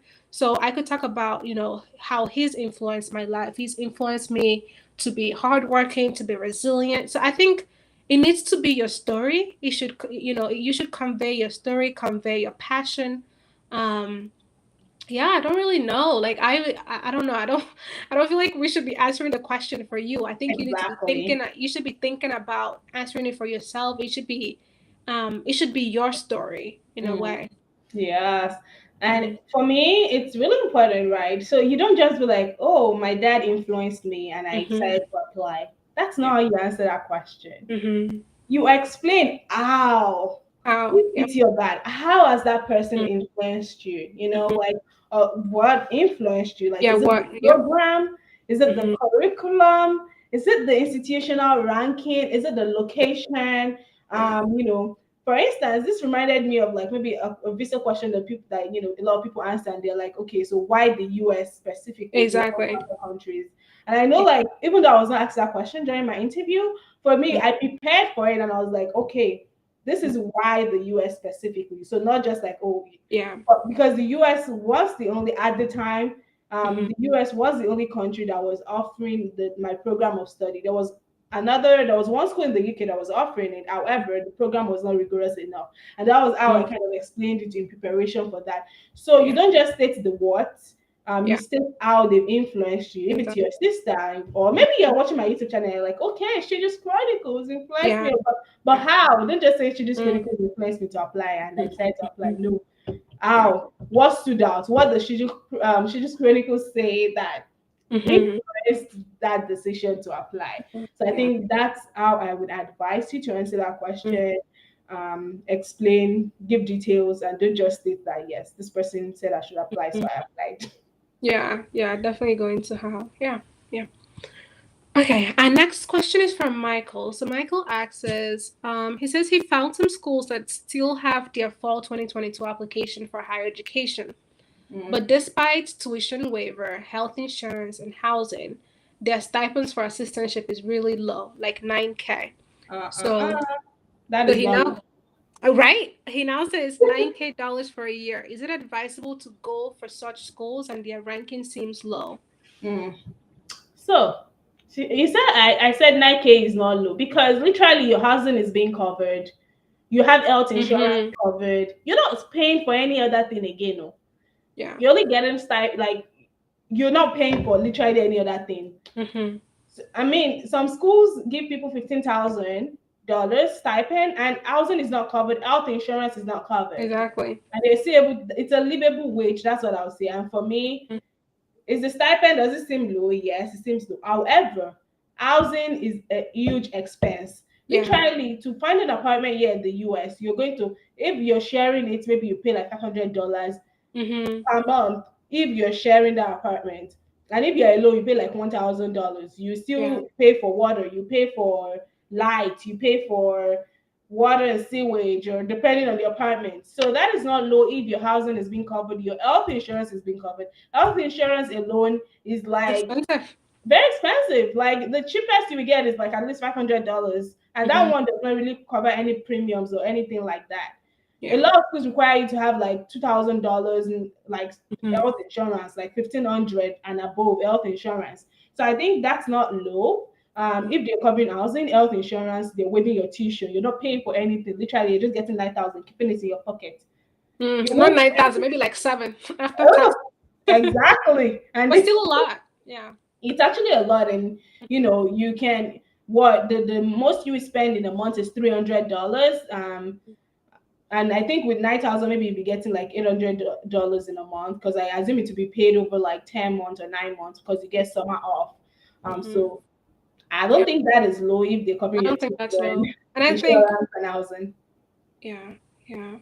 I So think just echoing all of that, I think once you have a tuition waiver, you have health insurance, you have housing, like I don't think 9,000 is low. I think Kent State for their a lot of the higher ed programs, ours was typically like 7,000 if you were in housing. yeah, And then I know for some offices paid 8,000 for people, 9,000, 10 for people who are in non-housing. And even with that 10,000, they still have to pay for housing. So that doesn't really give them a lot to live on. exactly. So I think 9K with all of these things you've mentioned being covered, I think that's very doable. Because the only thing you'll have to think about now is just it's pre getting to the US. So you'll have to think about how do I pay like how do I pay for the visa fee? How do I pay for my flights? But I think once you get here, that's a livable wage. Oh, I think Michael says he's asking because I asked because Oh, I hope to come with my family and I don't okay. plan to provide proof of fund. Okay. That I context think is helpful now. So exactly. it is not livable if you're coming with a family. Yep. If it's for you alone, yes, but with a family, I'm not sure how you would go Yeah. about that. But I think it's I think it's also different because now you have to think about it on your I-20. I think going back to that I-20 conversation, on your I-20, you might have to show additional proof of funding since you're bringing somebody. You get what I mean? mhm. Because typically on your I-20, if your grad assistantship is, tuition waiver, housing, all of that, you might not have to show additional funding. But now because you're bringing other people, typically some universities have a set amount. They'll be like, add like 20,000 or add 5,000 based on each dependents you bring in. So that's another thing to consider as well. Yeah. I Yeah. think you could also look at schools with higher stipends, though. There's schools that pay as high as $15,000, even with housing. Yeah. And I some think without Central housing. Michigan, I mean, Esther, It maybe we was should mention some. 14,000 at Central Michigan. Yeah, so Yeah. Central Michigan. There are other Mhm. schools. Maybe I think reach out, like Michael, feel free to reach out to myself and Esther. We can Yeah. help you like figure out some schools that have higher stipend. I know Central Mhm. Michigan because girl, that's the one reason I applied. And UConn too. UConn Oh, stipend. UConn, yes, Yeah. UConn. UConn. I think Vermont as well. So Yeah, many schools actually with higher with stipends higher with stipend. housing. But Yeah. if it's without housing, there's some schools that literally pay as high as $36,000 Yeah. for like their graduate students. Like Mm-hmm. literally, some schools have money. So Exactly. So I think even University of Tennessee pays higher because I have a friend who I don't know what his process was though. I don't know if but I know his family just joined him here in the yeah. US. And he's at University of Tennessee. So I can always check in with him as well to see what their stipend package looks like and what his process. So Michael, feel free. I know you reached out to me on Facebook before, but feel free to reach out to myself and Esther and then we'll look for more resources to help you. Okay. Yeah. Yeah. I think Um, that's all the questions we have. Any more questions, people? Feel free. yeah. Um, okay, so Okay. this says UConn pays 24,000. Um, What? Interesting. Probably for their non-housing programs. Oh, okay. That makes Yeah. sense. But the housing one I know Yeah. is like probably 14 or. Mm-hmm. Yeah, it's Yeah. 14 for the housing one. For the So housing. Yeah. Yeah. yeah. Esther, do you know how much Ohio State pays for their GA? There you go. I work here and You don't I don't remember? know. Yeah. Literally, that was my Because I feel department. like Like, I feel like Ohio State typically pay a little higher, so that might I be a mean, good they have money though. girl. Everyone has money. Oh Ohio God. State has money, but I'm not sure. But I can find out Yeah. and like just kind of share that in my channel later on. Mm. So Yeah, I Timmy, think. this is well done. You're doing a great job. Thank you. Thank you, sir. Yes. Can Winnie drop her channel? Okay, so my channel is called Winning with Winnie. I'll put it again in the chat. So Winning with Winnie. Okay, Esther, it doesn't look like we have any other questions in the. I think we do have one last one. Sorry, I didn't see it. In our like, what advice do you have for those interested in moving to the U.S.? Got it. Oh gosh, Esther, you start. It's a lot. It's There's so much advice. I know, right? There's so much advice, and I actually think maybe we can we we skip the question on accommodation and upkeep. Um, like probably finding accommodation in the Hmm. U.S. I think Oh, that's let's talk about that first then. yeah. Yes. And then we end on the last question because literally it's almost 2 hours, y'all. We've talked a And lot, so um, so with accommodation, I think some general things to take note of as an international student who is looking for housing from your country. First of all, I would say try to reach out to people here first yeah. to if they could possibly assist you with that. You can utilize LinkedIn to see who is at your current institution, maybe who identifies in a similar way to you. Maybe you're looking for like an African or somebody if you're from Africa who can help you out. For example, now I think one person reached out to me like from South Africa, and I was able to help them look for accommodation here in Hawaii, like in Mhm. Columbus. I was able to help them I was able to assist them with that. So that's an option. Another is that some schools have this off commuter student services on their page where you can get information about off-campus housing if you're looking for off-campus housing. A lot of Mhm. graduate students, if you're coming as a graduate student, that would be option. If you're coming as an undergraduate student, sometimes schools have this 2 year live on like residency requirement where you Mhm. actually have to pay for housing and live on campus. So that's also another thing to take note of. Some schools have on campus housing options for graduate students, and if you're looking for off campus housing, some schools have like the off commuter student or off campus housing web page to assist you with that. Some schools even have an office dedicated to assisting you with that. Yeah. And also make search engines your friend. Google, Microsoft Edge, Mozilla Firefox, whatever search engine you like to utilize the most. Make those your friend. Just Google apartments in Columbus, Ohio, apartments in Austin, Texas. Just do those searches and see like, and then you also want to delineate by close to this location, okay? Because states in the US are very huge. Like, oh my God, Columbus alone, literally you could from or like here some you could find apartments an hour away from here even within Columbus, Mhm. Yeah. but you want somewhere close to campus as an international student, so you can do like off-campus housing near Ohio State University if that's something you're looking for. So that way you can delimit your search. And I Mhm. think that's something that could also help you as well. And what else can I think of? Like reach out. And also there are these organizations, like organizations that are not really affiliated with the universities that might have some branches Yeah. in the location that you're in. Some do all this host. They could host you for like a month, Mhm. or for like 3 weeks for like a day. It depends on the organization. I think one is like International Friendships Connections or something like that. That you can try to see which one is close to your institution and take advantage of that. Some offer airport pickup Yeah. to help you with settling in. I think just a bunch of options and some things to take note of when you are signing a lease if you do end up deciding as you're searching for accommodation. Be aware of the lease length. Mhm. Okay, you don't want to sign anything and just be bound to it. Like that lease is like a contract here in the US, and in order to like just be relieved from it, Mhm. pay a lot of money. And also take note of deposits. Some apartments require you to provide deposits of up to the rent amount. It could be up to $1,000, and it's usually the deposit is usually higher for a lot of international students coming here to the US because they don't have anybody to like.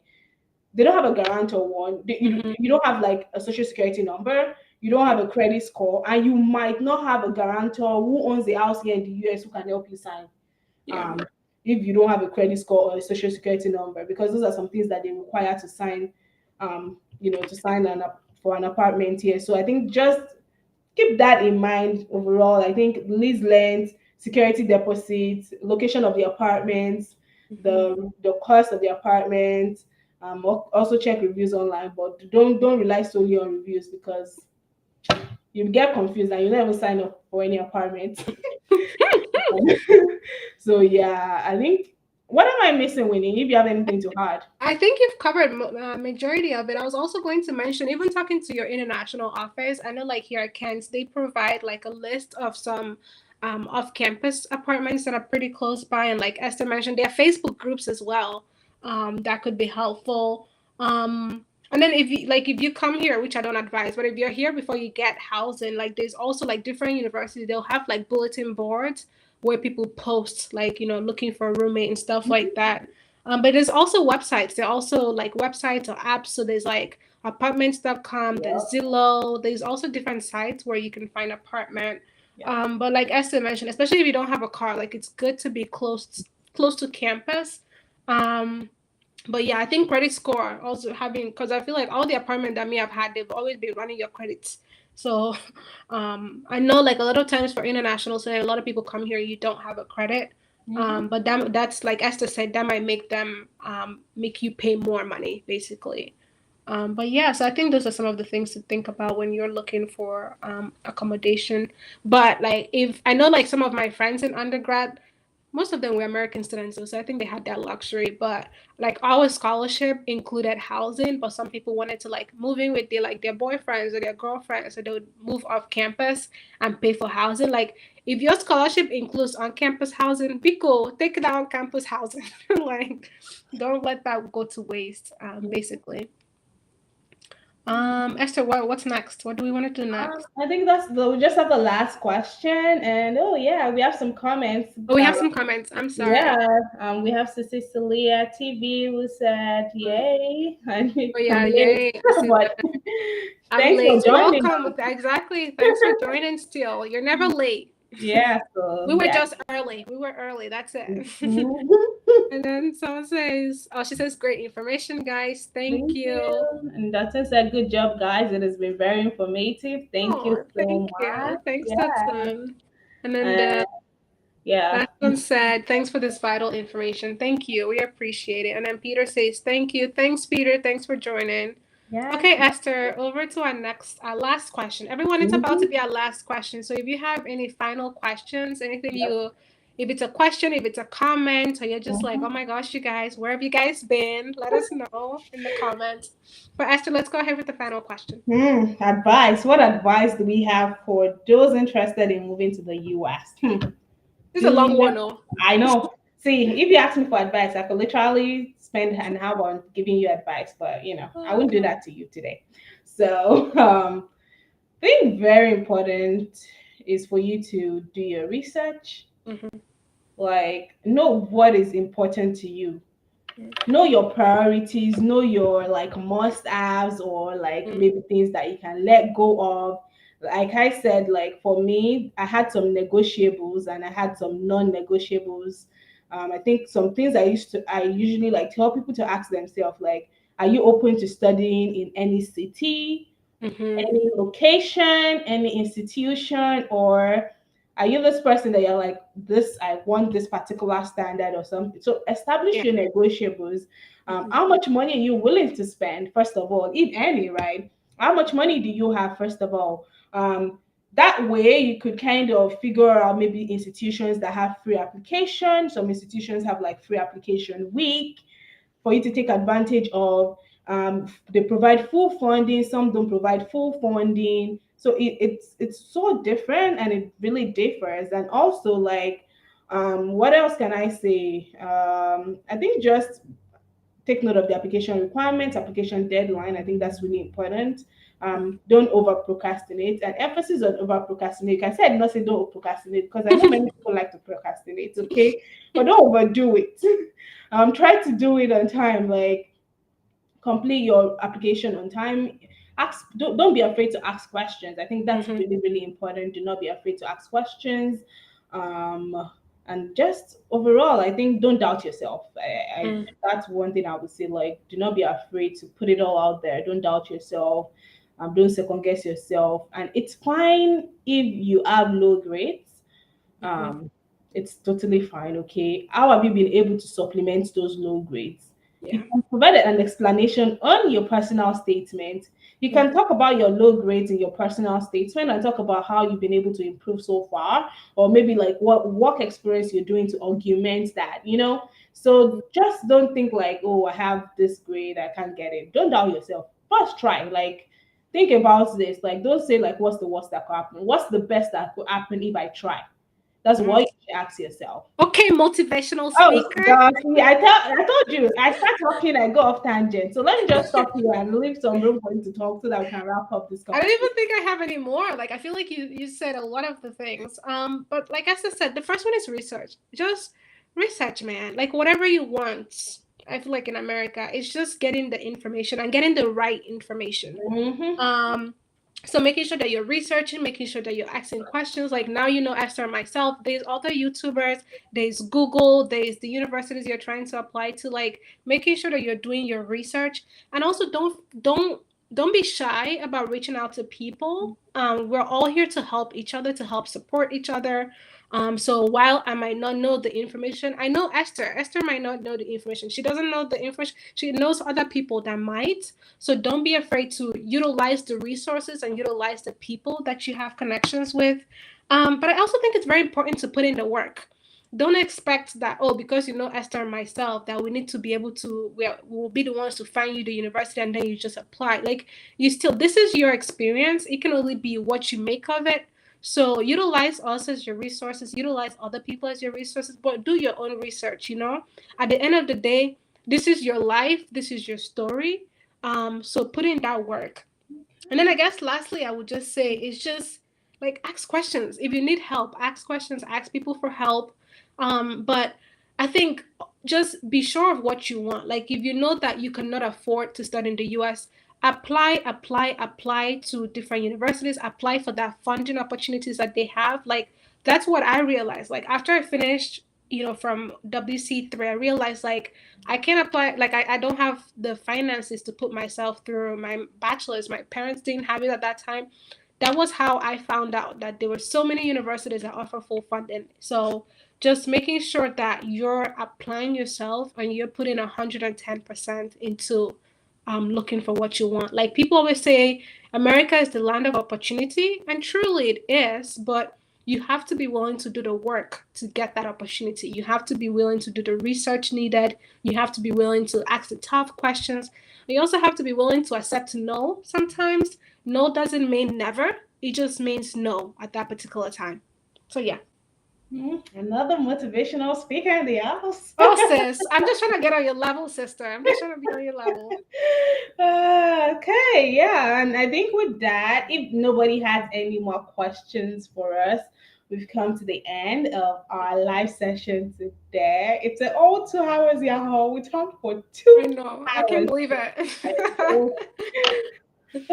Okay, so right, people, Yeah. thank you so much for joining us. We're really grateful to have you all here today, supporting us, encouraging us, being our personal hype people, Hi.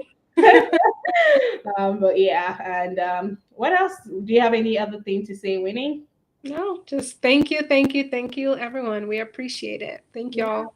thank you. And you can follow us on our YouTube channel. Mine is Shijus Chronicles. That's the name on the screen. Shijus Chronicles, and then Winnie's is Winning with Winnie. Mm-hmm. 20 with 20. All right. Hey, bye, Thanks, people. Take y'all. care. Bye.